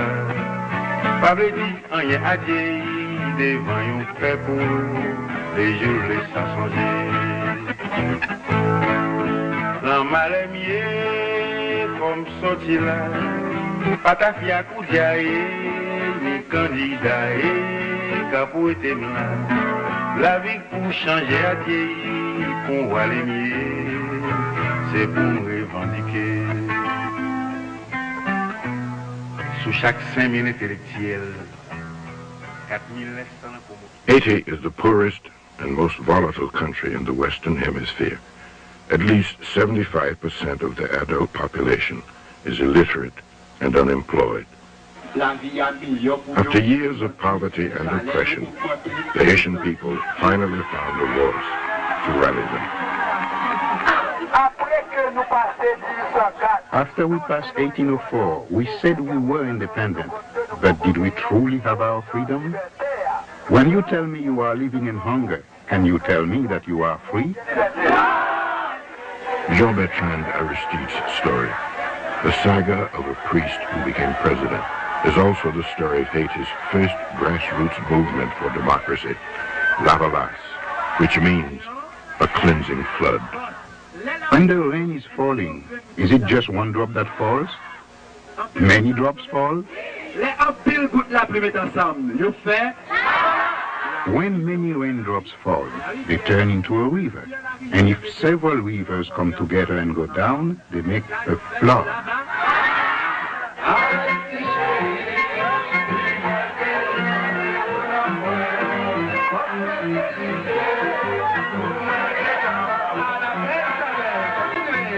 The lavalas movement and the flood of people power it unleashed have roots in the history of suffering of the Haitian people.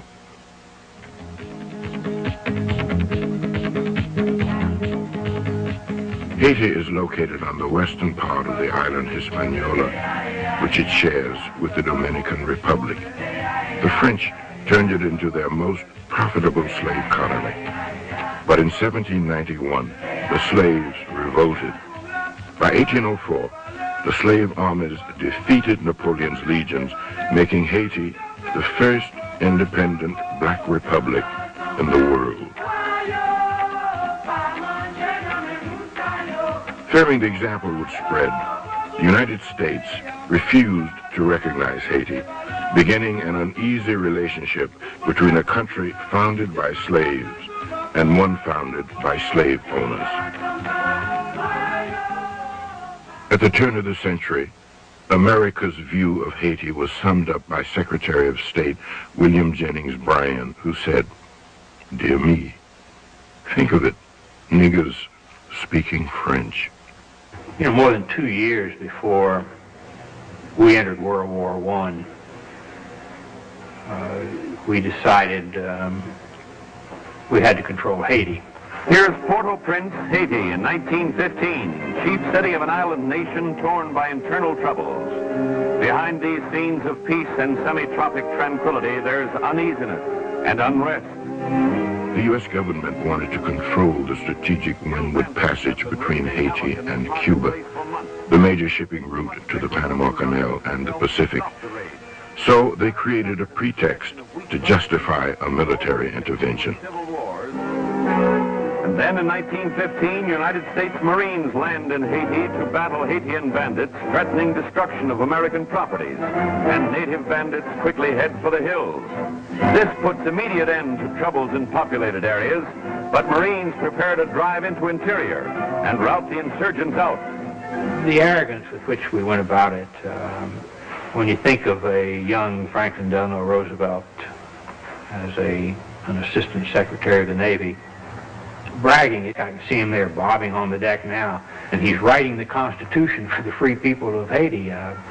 There can't be a more imperialist mentality than that. These people are too dumb to write their own Constitution. I have to do it for them. Haiti's own Dartigouinave is elected provisional president, and the riot-ridden republic begins to function as a nation once again. Here are troops of the Palace Guard, but United States Marines are ever present. It was a murderous, bloody intervention which destroyed the constitutional systems, reinstated slavery. The Marines stayed there for 20 years. What they left behind them was a military force, a National Guard, which essentially took over and has been ran it under one or another dictatorship since. In 1957, the United States propped up the regime of Haiti's most feared president, François Duvalier. Known as Papa Doc, he was a country doctor who became a despot. To ensure he would not be overthrown by the army like his predecessors, Papa Doc built up his own vigilante militia, the infamous Tonton Macouts.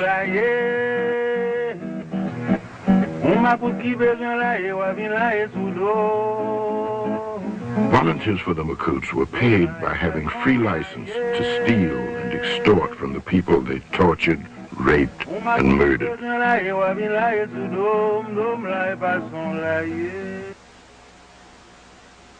Toward the end of his life, Duvalier cemented his ties to Washington and arranged for his son, Jean-Claude, to succeed him. After Papa Doc's death in 1971, 19-year-old Baby Doc took over as president for life.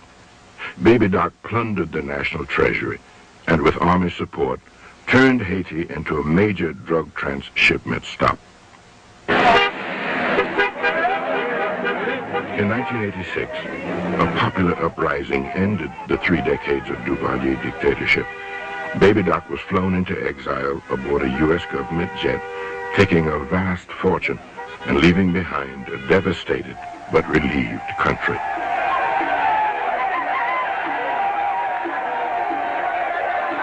After years of living in fear, the Haitian people exploded, taking revenge on the most abusive Tonton Macouts in the déchoucage, or uprooting of the Duvalier oppression. Some Macouts who committed capital crimes suffered the popular justice called Père Lebrun, or necklacing. A tire filled with gasoline was placed around their bodies and burned.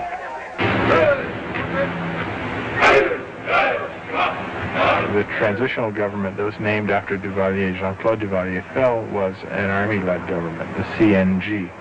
And the army hasn't shown little willingness to stay out of political affairs since then. There have been 7 or 8 coups since 1986, and the army has been involved in every one of them.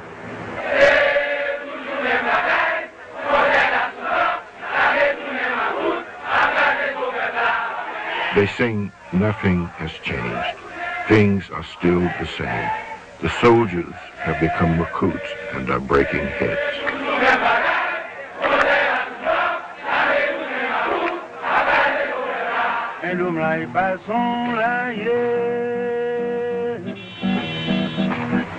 On m'a pour qui besoin là et wa vin là et sous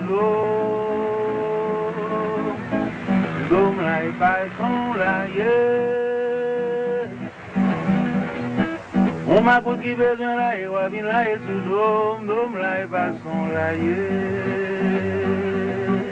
dom là et passons là Despite signs of deepening army entrenchment, the country tried to hold elections in 1987. They were destroyed by the military and the Makuts, who slaughtered voters as they tried to cast their first ballots.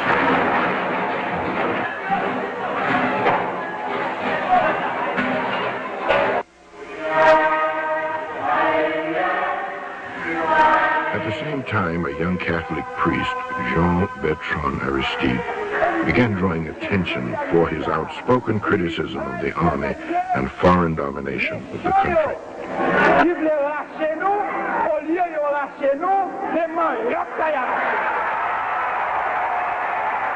Inspired by the Latin American Church's liberation theology, Aristide was dedicated to helping the poor.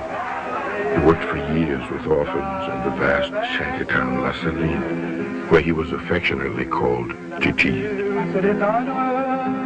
Dans le calme d'un moment de vie, j'ai vu la nature se détendre. Dans le calme d'un moment de vie, ce moment de plénitude, j'ai surpris un élan de la vie. Ce moment de plénitude, j'ai surpris un élan de la vie.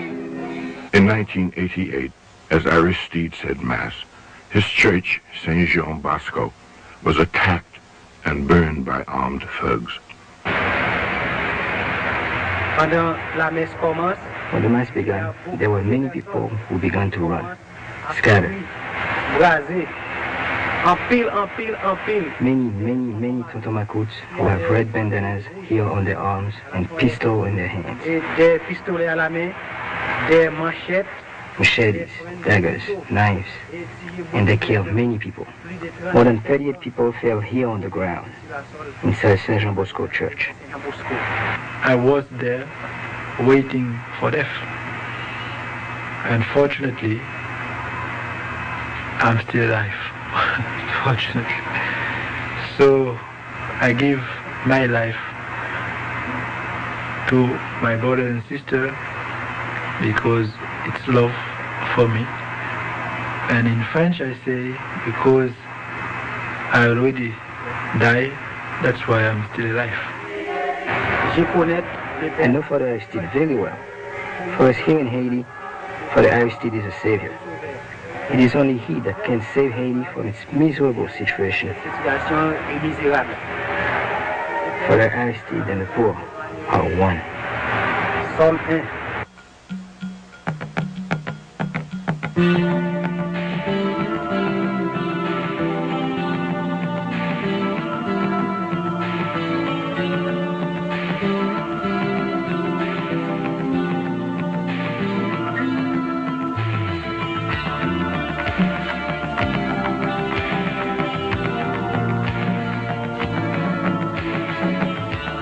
Même cette montagne, ouais, grand pile gros bourgeois, en pile riche, en pile. On the top of the hills, there are lots of big bourgeois, lots of rich people, lots of people with lots of money.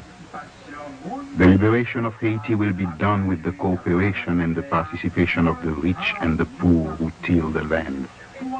For together they will have dialogue. For together they will find a way for those who have none and those who have plenty to make the gardens grow more vegetables, so that the vegetables can sell better, so that there are machines to carry the vegetables instead of the head of the tired and exhausted peasant.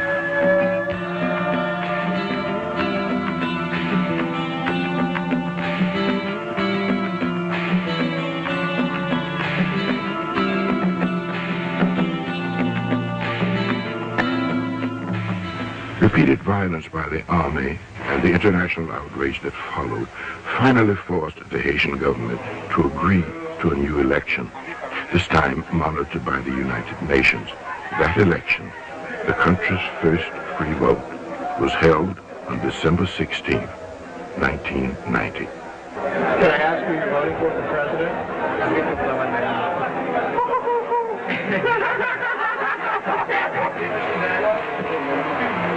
The U.S., which had backed another candidate, and Haiti's ruling class was shocked when Aristide, who had entered the race at the last minute, swept 67% of the balloting against 10 opponents.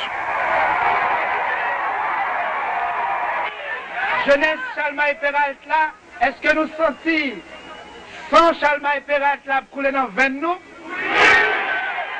Youth of Haiti, do you feel that there are valiant young men in the country? Do you think there are brave young women in the country? Have you decided to leave quarreling, back to back, dog eat dog, all together, helping each other, walking side by side, loving each other?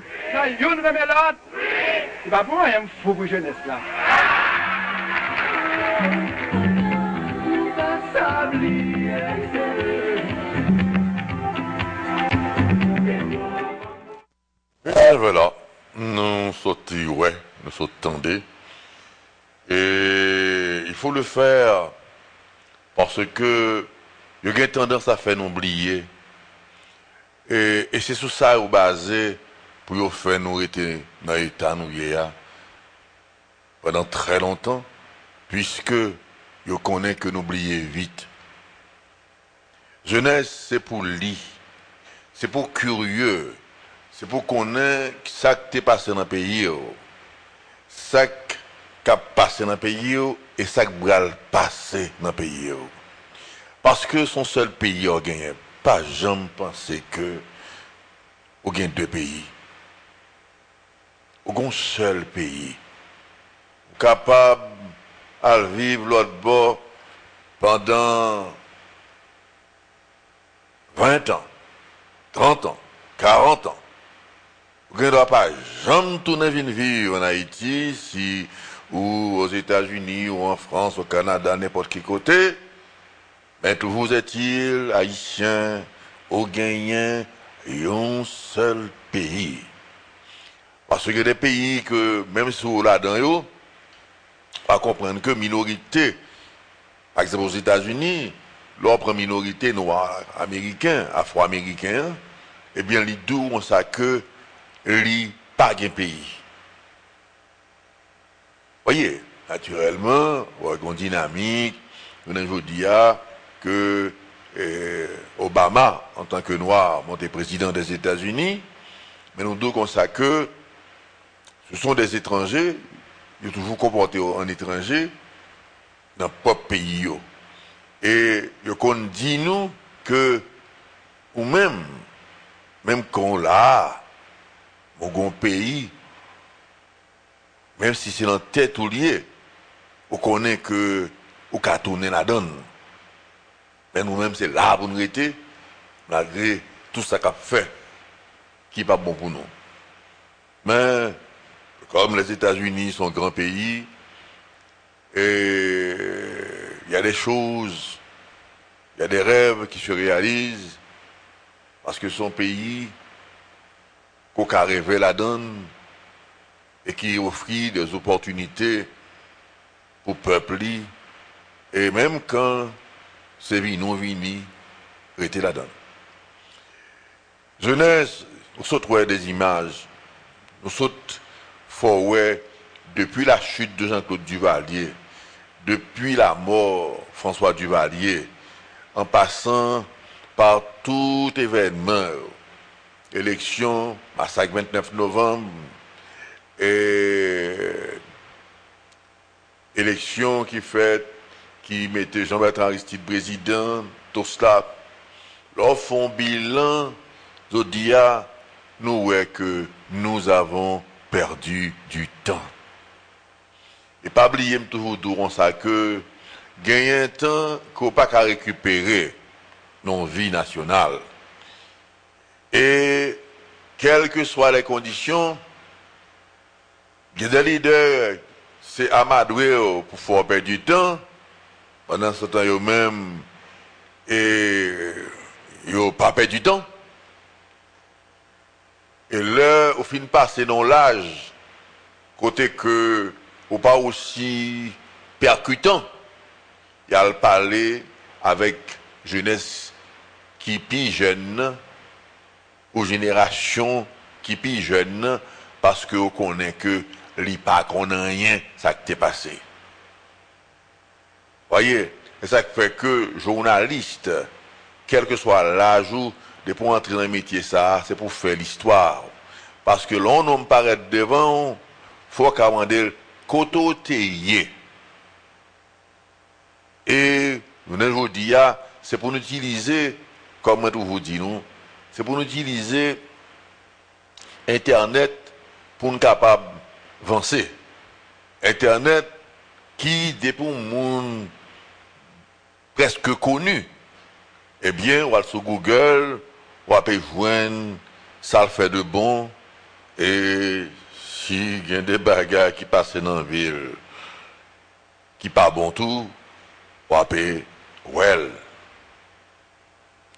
Nous n'avons pas le droit à patauger dans l'erreur, dans l'oubli. Parce que le temps passe. De 20 ans, on vient 40 ans.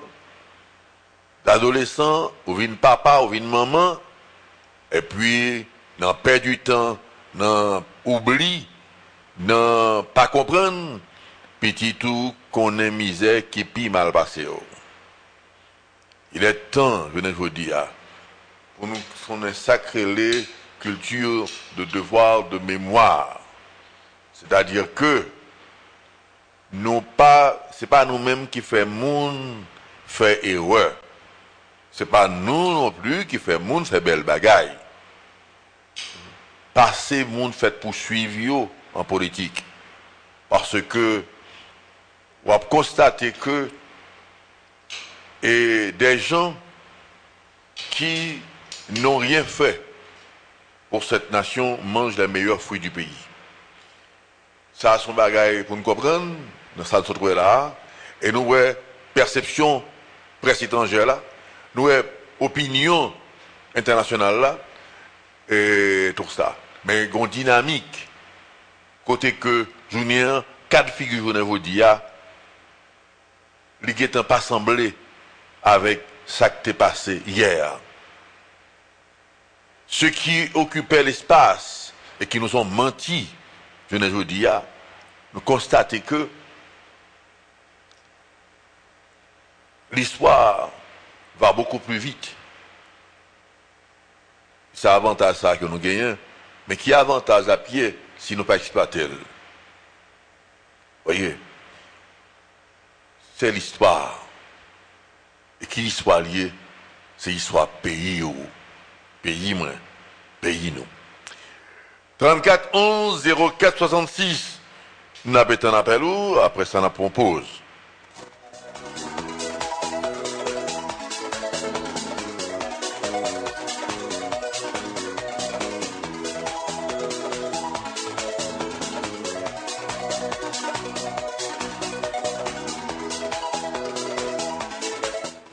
Bonsoir. Bonsoir, et Dr. Sampeur. Bonsoir, grand citoyen. Ah, ça fait un plaisir, Dr. Sampeur. Et lors de mon consacration comme ça, je me sens qu'on voit. Et bien, je dis, moi, je me compte l'émission en pile. Je salue les auditeurs. Madame Sampeur, je salue vous. Je suis petit, Madame Sampeur, mais on va vraiment. Je salue l'auditrice, Jean-Mi Tan. Je connais bien tout en tête parce qu'il y a pile comme. Auditrice, je salue vous avec tout respect qu'il y a pour vous. Le développement, on joue aujourd'hui, et gagné, et le gouvernement dominicain, on joue aujourd'hui là, selon l'histoire, en 1935. Et 1935 à 1938. 1938, côté gagné, il y a un ministère de l'économie et des finances dominicain, M. Alberto Tomás Wambapita. Eh bien, côté monsieur est rentré en Haïti avec une enveloppe de 125 000 dollars américains. Et il y a un côté de payé après, il a été massacré presque 37 000 Haïtiens partout. Eh bien, c'est une date qu'aujourd'hui à la monsieur est rentré. Eh bien, il était voté comme là, by président Seigneur Vincent.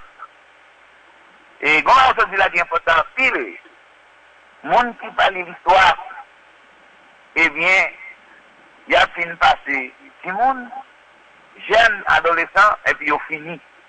Parce qu'il n'y a pas rien à faire comme mémoire, les que petit, les que tout, des journalistes préparés, et bien calés dans ces deux fois spécialisés, surtout dans l'affaire politique, côté Vakati, rien. Eh bien, ça fait un plaisir, de regarder un exemple pour même, de faire sa peur. Il y a un monde qui a fait silo, un monde qui a fait chrétienne, où un monde qui a dominé toute la République. Nous dominons la République en parlant de trois mondes qui ont même mis à part, journalistes et poètes, écrivains qui mettent à part, c'est Dr. Sampeur et Dr. Franck Etienne, un monde qui a respecté, ne pas mériter même pas de lui. Mais il y a tout comme un des mondes qui dominaient l'histoire à 100 000. Mais par contre, Dr. Sampeur, les gens regardés dans les présidents haïtiens visiter la maison place. Eh bien, ça va nous faire un petit bail pour nous dire. Eh bien, nous voyons tout. Et 98, 94, 92, 93. Et côté, nous assistons, nous avons des gens, il y a boule avec caoutchouc. Eh bien, des gens qui ont crié, qui ont brûlé pendant 10 jours. Eh bien, c'est dans date à nous apprendre. Mais par contre, même aller plus loin. Nous regardons, nous tous qui avons parlé, des journalistes, qui ont fait des grands débats productifs. Mais par contre, il y a toujours été même gens. Malgré que Radio Antilles, le microphone, tout ça gagné, eh bien, le pays a été même gens. Pour qui ça paye a été même gens? Par exemple, on va sentir étant comme ministre, par exemple, ministre de la République. Si mission ministre de la République là, c'est que même capitale d'Haïti, pas épargné de tout. Le ministre de l'Environnement, pas même épargné capitale de poussière, de fatra. Eh bien, on a dit, bon, est-ce que c'est un ministre qui cause, ou est-ce que c'est pas nous-mêmes pour faire de l'éducation, pour manquer d'éducation? Parce que moi, je vais dire, regardez bien pour eux, dans tout ce côté de la ville là, on vient chercher de l'eau. Mais par contre, dans le temps en temps, il y a un côté positif à respecter qui ça a été. Dans le temps en temps, on a fait un jeune garçon à marcher avec pantalon, descendant plus pris. De temps en temps, on a fait tout, il y a un tabouet de la descente de l'eau à terre et à l'autre. Parce que tu as gagné et chaland, tu as gagné ses prênes, qui te connaît et remoqué mounion, et longtemps tout, on a fait une machine, chita dans la rue, pour la vendre dans le trottoir. Non. Eh bien, c'est côté positif, ça longtemps de gagner, et tout en temps, malgré l'école a été mesurée, c'est moins d'université, c'est moins d'instituts. Mais par contre, les longtemps, de la façon où vous faites silo, dès le jour, il y a tout une silo, c'est la classe préparatoire 1 pour le taille. Mais par contre, longtemps, il y a tout le monde qui fait certificat longtemps, eh bien, les vont plus raides qui ont recteur université aujourd'hui là en Haïti. Ça n'est mieux, mais je vais répéter le bon encore. Longtemps, il y a tout le monde qui fait préparatoire 1, eh bien, on garantit ces filles en fait. Mais dès nos jours, soit comparé, on te dit certificat longtemps, on garantit son recteur lié pour de nos jours. Parce que, qu'on y a là, qui va prendre un recteur, qui va prendre professeur, docteur, ça va connaître rien. Eh bien, longtemps, de ça fait.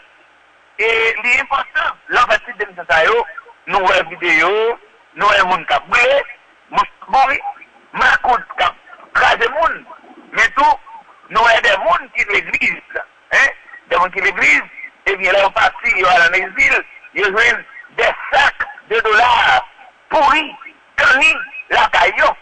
Eh bien, ces gens ça, je dis à lui, même à la coute là, ils ne sont pas épargnés de paroles de comme ça, eh bien, où c'est mon alumni? Pour finir de ça, nous avons pays pour nous sauver. Mais par contre, bon, qui dit dans les Bibles comme ça, non, c'est un chrétien haïtien, qui parle ça aussi, qui on a sauvé, un ciel a gagné, oui, c'est vrai. Ou bien un ciel a gagné, ou bien un homme pour sauver. C'est vrai. Il faut travailler pour arriver à aller au ciel. Oui, pour aller au ciel. Mais par contre, pendant ce temps, il faut qu'on mourit. Il faut payer de l'eau. Chrétien va avoir les courants. Chrétien va avoir les prises courants. Chrétien va avoir les prises de l'eau. Chrétien va pas manger la glisse à terre. Parce que être chrétien, c'est être né de nouveau. C'est parce que, comme ça, si quelqu'un est un Christ, il est une nouvelle créature. Les choses anciennes sont passées. Et voilà, toutes les choses sont devenues nouvelles.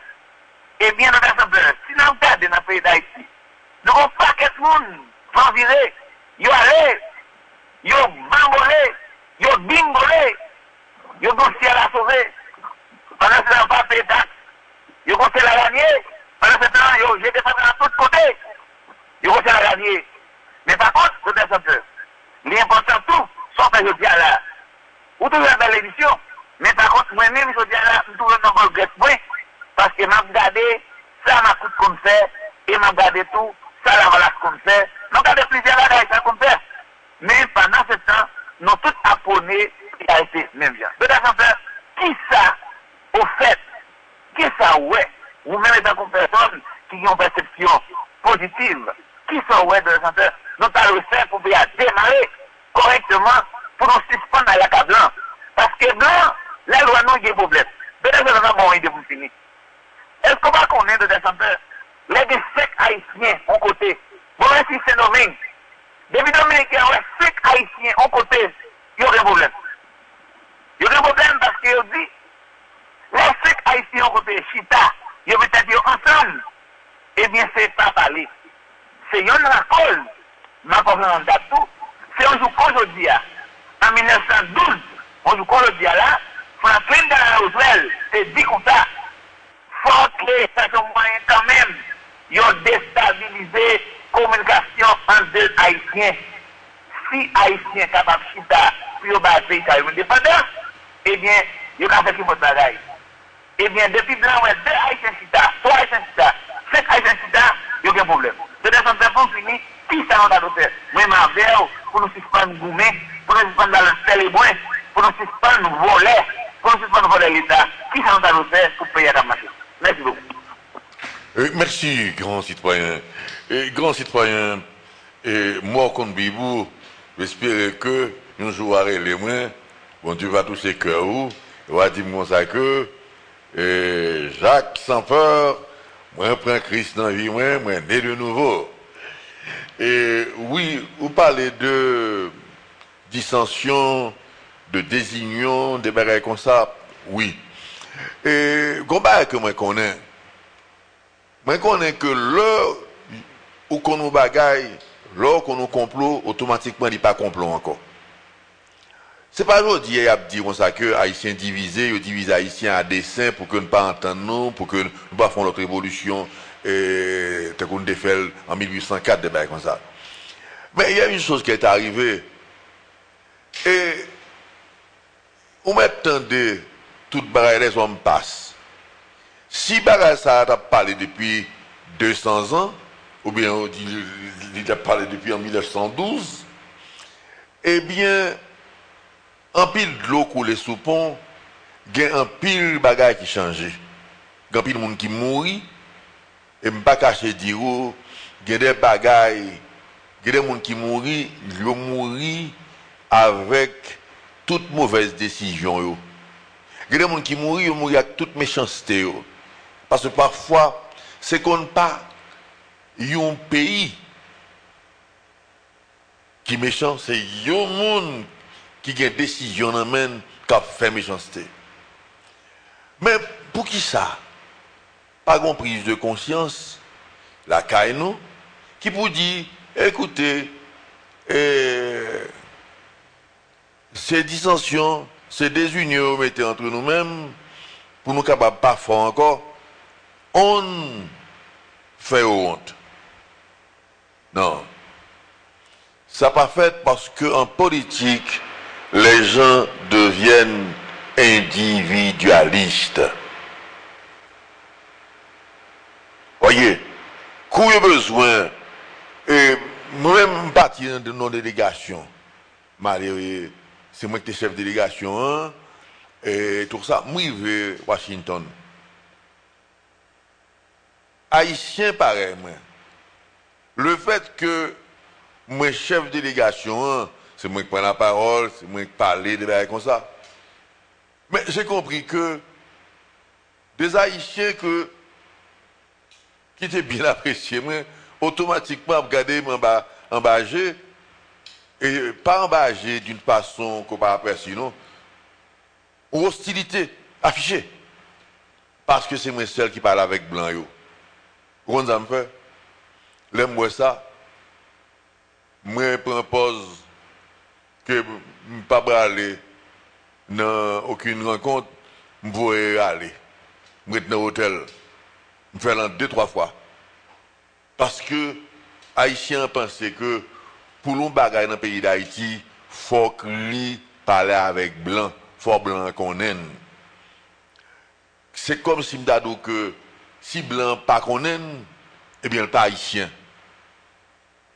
Tandis que blanc, lui-même, blanc qu'on ne pas même connaître ça l'a fait. Vous voyez, d'où nous pensons que de voir d'où on sait que nous n'avons pas besoin d'étrangers, on ne peut plus vivre en vase clos. Vous voyez, ils fait nous ça pendant des années parce qu'ils n'ont pas pardonné que nous prenions l'indépendance nous. Ils ont isolé nous et pour le pays qui nous a aidé isoler nous, eh bien, il n'est pas bon pour nous, mais il n'est pas bon pour eux tout. Parce que, il n'est pas bon pour nous parce que nous pas un pays qui a une structure de pays normal. Parce que l'un prend l'indépendance, nous, il était lagué nous. Et puis c'est nous-mêmes qui nous dégagé, débrouillé, qui montons nation. Mais de l'autre côté, il n'y a pas jamais cassé les Haïtiens. On m'attend de toute bagaille. Et je l'ai dit une fois à Washington. Je dis comme ça que leur poser une question, est-ce que vous pensez que le peuple américain qu'on a haïtien, bagaille ça yo, comprend le pays d'Haïti? Je dis non. Là, me dit ça, tout le monde saisit. Je dis parce que Haïti pas la Grenade. Haïti pas Cuba. Haïti pas Jamaïque. Et moi dis que les Américains ont tendance à gagner un cliché, un structure, un moule. Ils mettent chaque bail dans un moule qui est déjà fait déjà. Haïti pas de moule. Haïti son pays côté que ou aller dans le monde entier. Gon bagay ou appliquer marché, ou ils vont en Haïti, li pas marché. Par contre, ça qui fait ça, li pas marché. De même tout, ou gon bagay ou appliquer dans le monde entier, li pas marché, li vont en Haïti, li marché. Nous sommes un peuple à part. Et si nous avons force nous, si nous entendons nous, comme on dit, pas cacher Dieu, nous tapons un peuple extraordinaire, solide, et nous avons réalisé un pile bagaille. Mais nous avons tendance à courir vite, prendre devant, parce que d'après nous, semblant, nous pas rien. C'est un problème. 34 11 04 66, c'est un béton appel.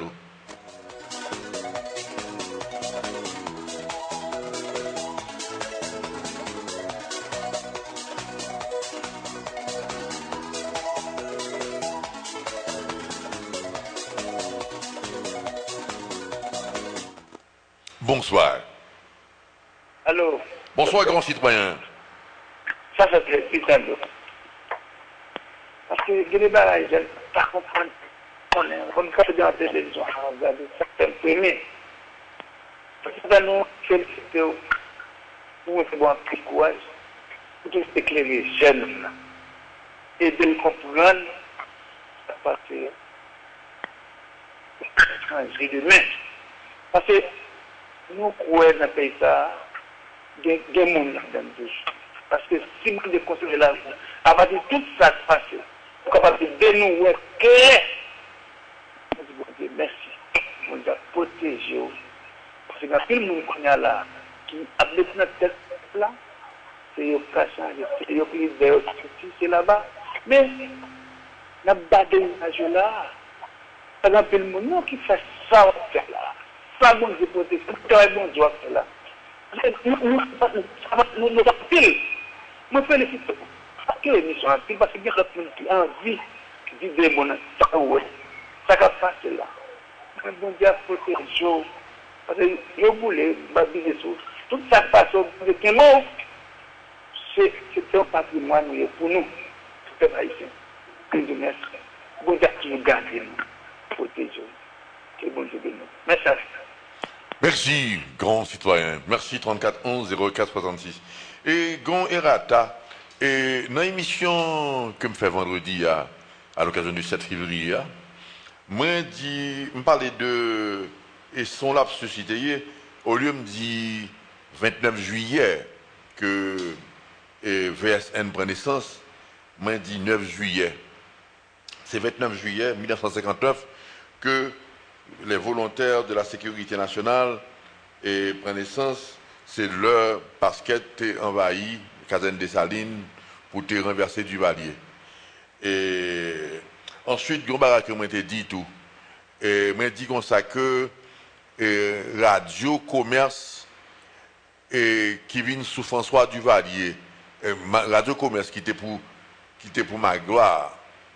Le Duvalier prend pouvoir, Duvalier changé non. La voix de la révolution duvalieriste. Moi t'ai dit comme ça que c'est le Duvalier tombé et que lui changé non, non. Et la voix de la révolution duvalieriste changé nom sous Jean-Claude Duvalier, Livine Radio Nationale. Voyez? Et sous Jean-Claude Duvalier, tout vient télévision nationale. Après la chute de Jean-Claude Duvalier, nous avons toujours été, parce que Jean-Claude Duvalier était changé nom depuis sous Reimpal. Nous avons besoin de faire rectification, ça, parce que moi tapé retendre des mains et puis moi ouais que gagner des lapsus et parce que vous savez que pour ça j'ai quelques grandes lignes sur les choses que j'ai lues à travers les images, à travers les livres, tout ça, et qu'on gagne en lisant ou bien en parlant des points qui échappaient moi. Voyez, c'est humain. Je suis un humain. 34 11 04 66, n'avait un appel.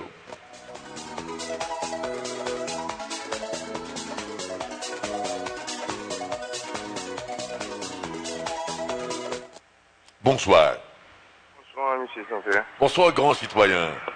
M. Sampeur, depuis inédit matin, m'a pris des radios en bouillon qui était passé et font des nègres. Tellement les radios j'ai le téléphone dans sonné, pas qu'à jeune. Pour y aller, dès qu'on entend une nouvelle qui dit si on a un problème, au cas où quelqu'un nous a fait 38, 11. Mais on y a l'aime faire. Nous avons un jeune service à il y a dit 38, 33. L'aime jeune, nous jeune Akin. Des autres là, ils font des nègres. Le commissariat font des nègres là par exemple. On seul grain policier là-dedans. Bon, tout l'autre a dormi, c'est des nègres Akin qui viennent sauver mon wash, barricade. Yo crevé plus de carottes. Nous regrettons ça, auditeur de communication, nous espérons la réelle encore pour être capable de finir fin intervention. Non. Nous avons un appel où je dis à nous, pas une tête d'affiche. Vous savez, on aimerait bien avoir une structure que nous avons gagnée déjà. Mais, vous savez que l'offre les fait bien. C'est pas facile qu'on joue une bourrade. Vous voyez, il y a tendance même à isoler. Mais nous pensons que des bagailles qui ne pas servir au monde, je ne veux dire, parce qu'il n'a pas besoin, parce qu'il n'a pas de nécessité. Et puis demain matin, c'est lui-même qui utilise, c'est lui-même qui sert avec elle. C'est ça qui fait que moi-même, moi pour que prison bien rangée, moi pour traiter les gens dans la prison très bien. Et moi pour les droits de l'homme respectés, parce que lorsqu'on est citoyen dans le pays, il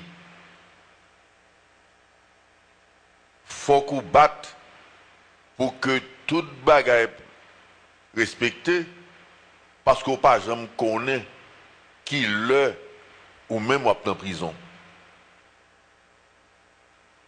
Vous voyez, il y a des premiers ministres qui ont fait la prison.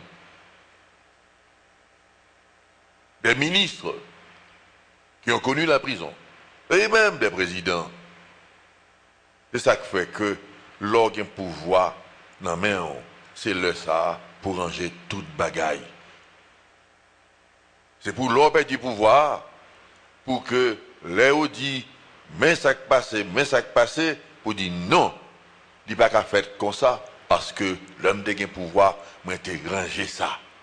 34 11 04 66, t'avais un appel.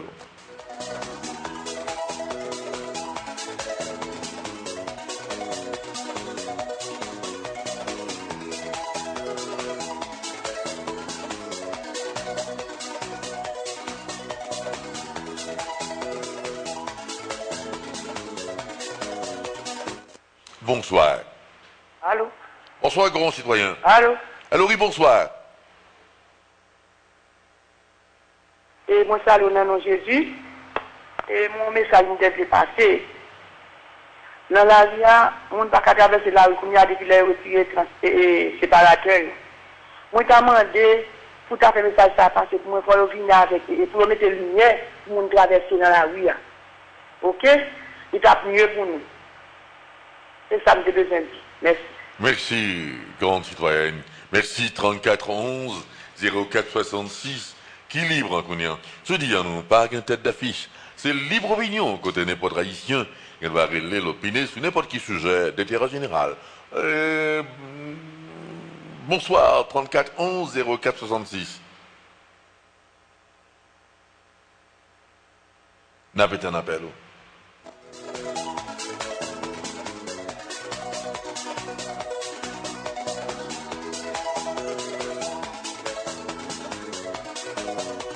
Radio Antilles International, 1240 kHz AM, 96.9 MHz FM. Libre Tribune, grand débat, passez Kounia, numéro de téléphone à 734 11 04 66. Nous allons prendre une pause, nous allons tourner tout de suite.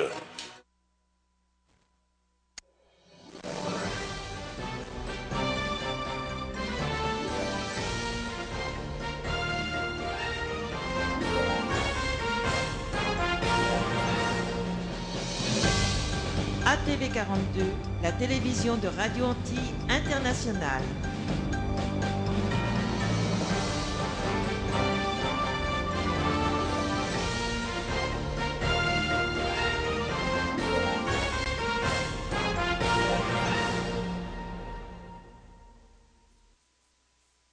Du nouveau à Libre Tribune, grand débat.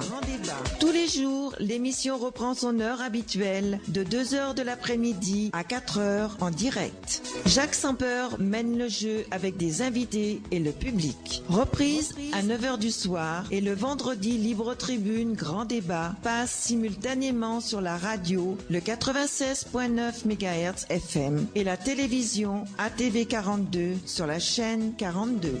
Radio-Téléantilles, la station qui vous redonne goût à la vie.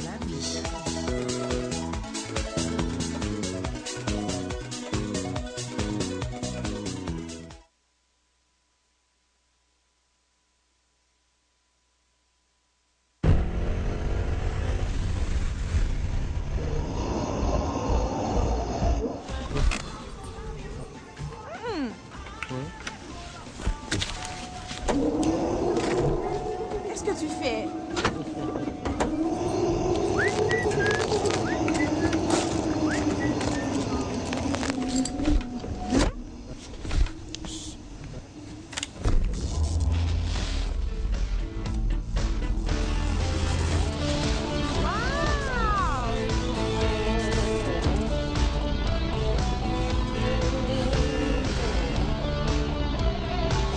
passer d'un coup, pas de temps cool. Comment un policier au sang-froid implacable, une femme fatale et le canon glacé d'un revolver nous tiennent tant en haleine et réussissent à nous maintenir éveillés jusqu'aux premières heures du matin. Encore une fois, l'alchimie est là. Et ce soir, nous célébrons le maître du roman policier en fêtant la sortie de son dernier livre, Tempête d'automne. Appelez-moi quand vous voudrez l'effacer. Le dernier chapitre est la sensationnelle conclusion de la série policière et du héros d'Eric Storm que nous adorons tous. J'ai l'honneur de vous présenter le maître incontesté du macabre, Rick Cassol.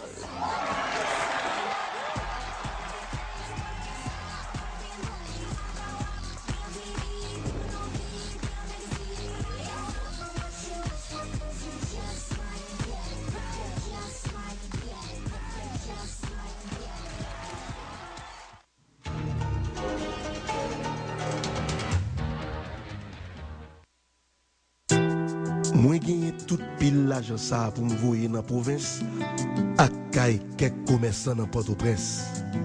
C'est pour arriver demain pour Piplis et nous pas aimer tout le monde dans la zone qu'on est. Dans tant longtemps, moi te connais que bail chauffeur à l'argent et puis me fini. Coulier, moi pas connais chauffeur et puis l'autre jour, compère Maxon te gen même problème ça. Et il te dit c'est la banque qui t'a aidé. Bon moi les banques là.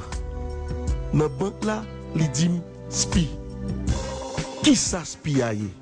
Spi c'est un transfert qui fait dans compte en banque yo moun. Canet aussi non chèque. Son yon l'autre compte en banque dans n'importe l'autre banque sous territoire national là. Citoyen, prends-toi tout. Suspend marché avec pile cash. Fais spi. Spi, c'est l'argent sous compte sans qu'elle saute, sans attendre, après 24 heures de temps passé. Spi, c'est un produit BEH que vous avez joué dans toute banque dans le pays.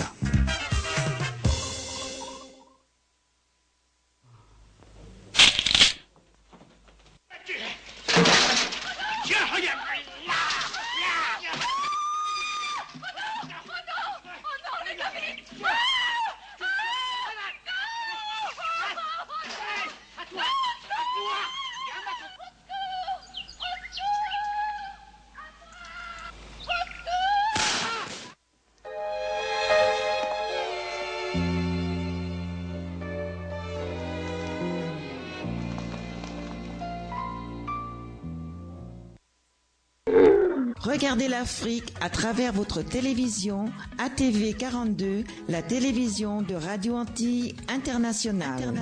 Tous les mardis, jeudis, samedis à 7h du soir, l'heure d'Haïti, et les dimanches à 3h de l'après-midi, suivez notre grande et riche collection de films, des films africains parlant français. Nous avons bien dit parlant français. Des films tournés au Nigeria, au Ghana, en Côte d'Ivoire, au Sénégal, en Afrique du Sud, au Zaïre, au Gabon, au Cameroun. Reprise le lendemain à midi. Les films africains, des comédies, des drames, des policiers, des films d'amour, tout pour vous distraire. À ATV 42, nous prenons également votre divertissement au sérieux. Au sérieux.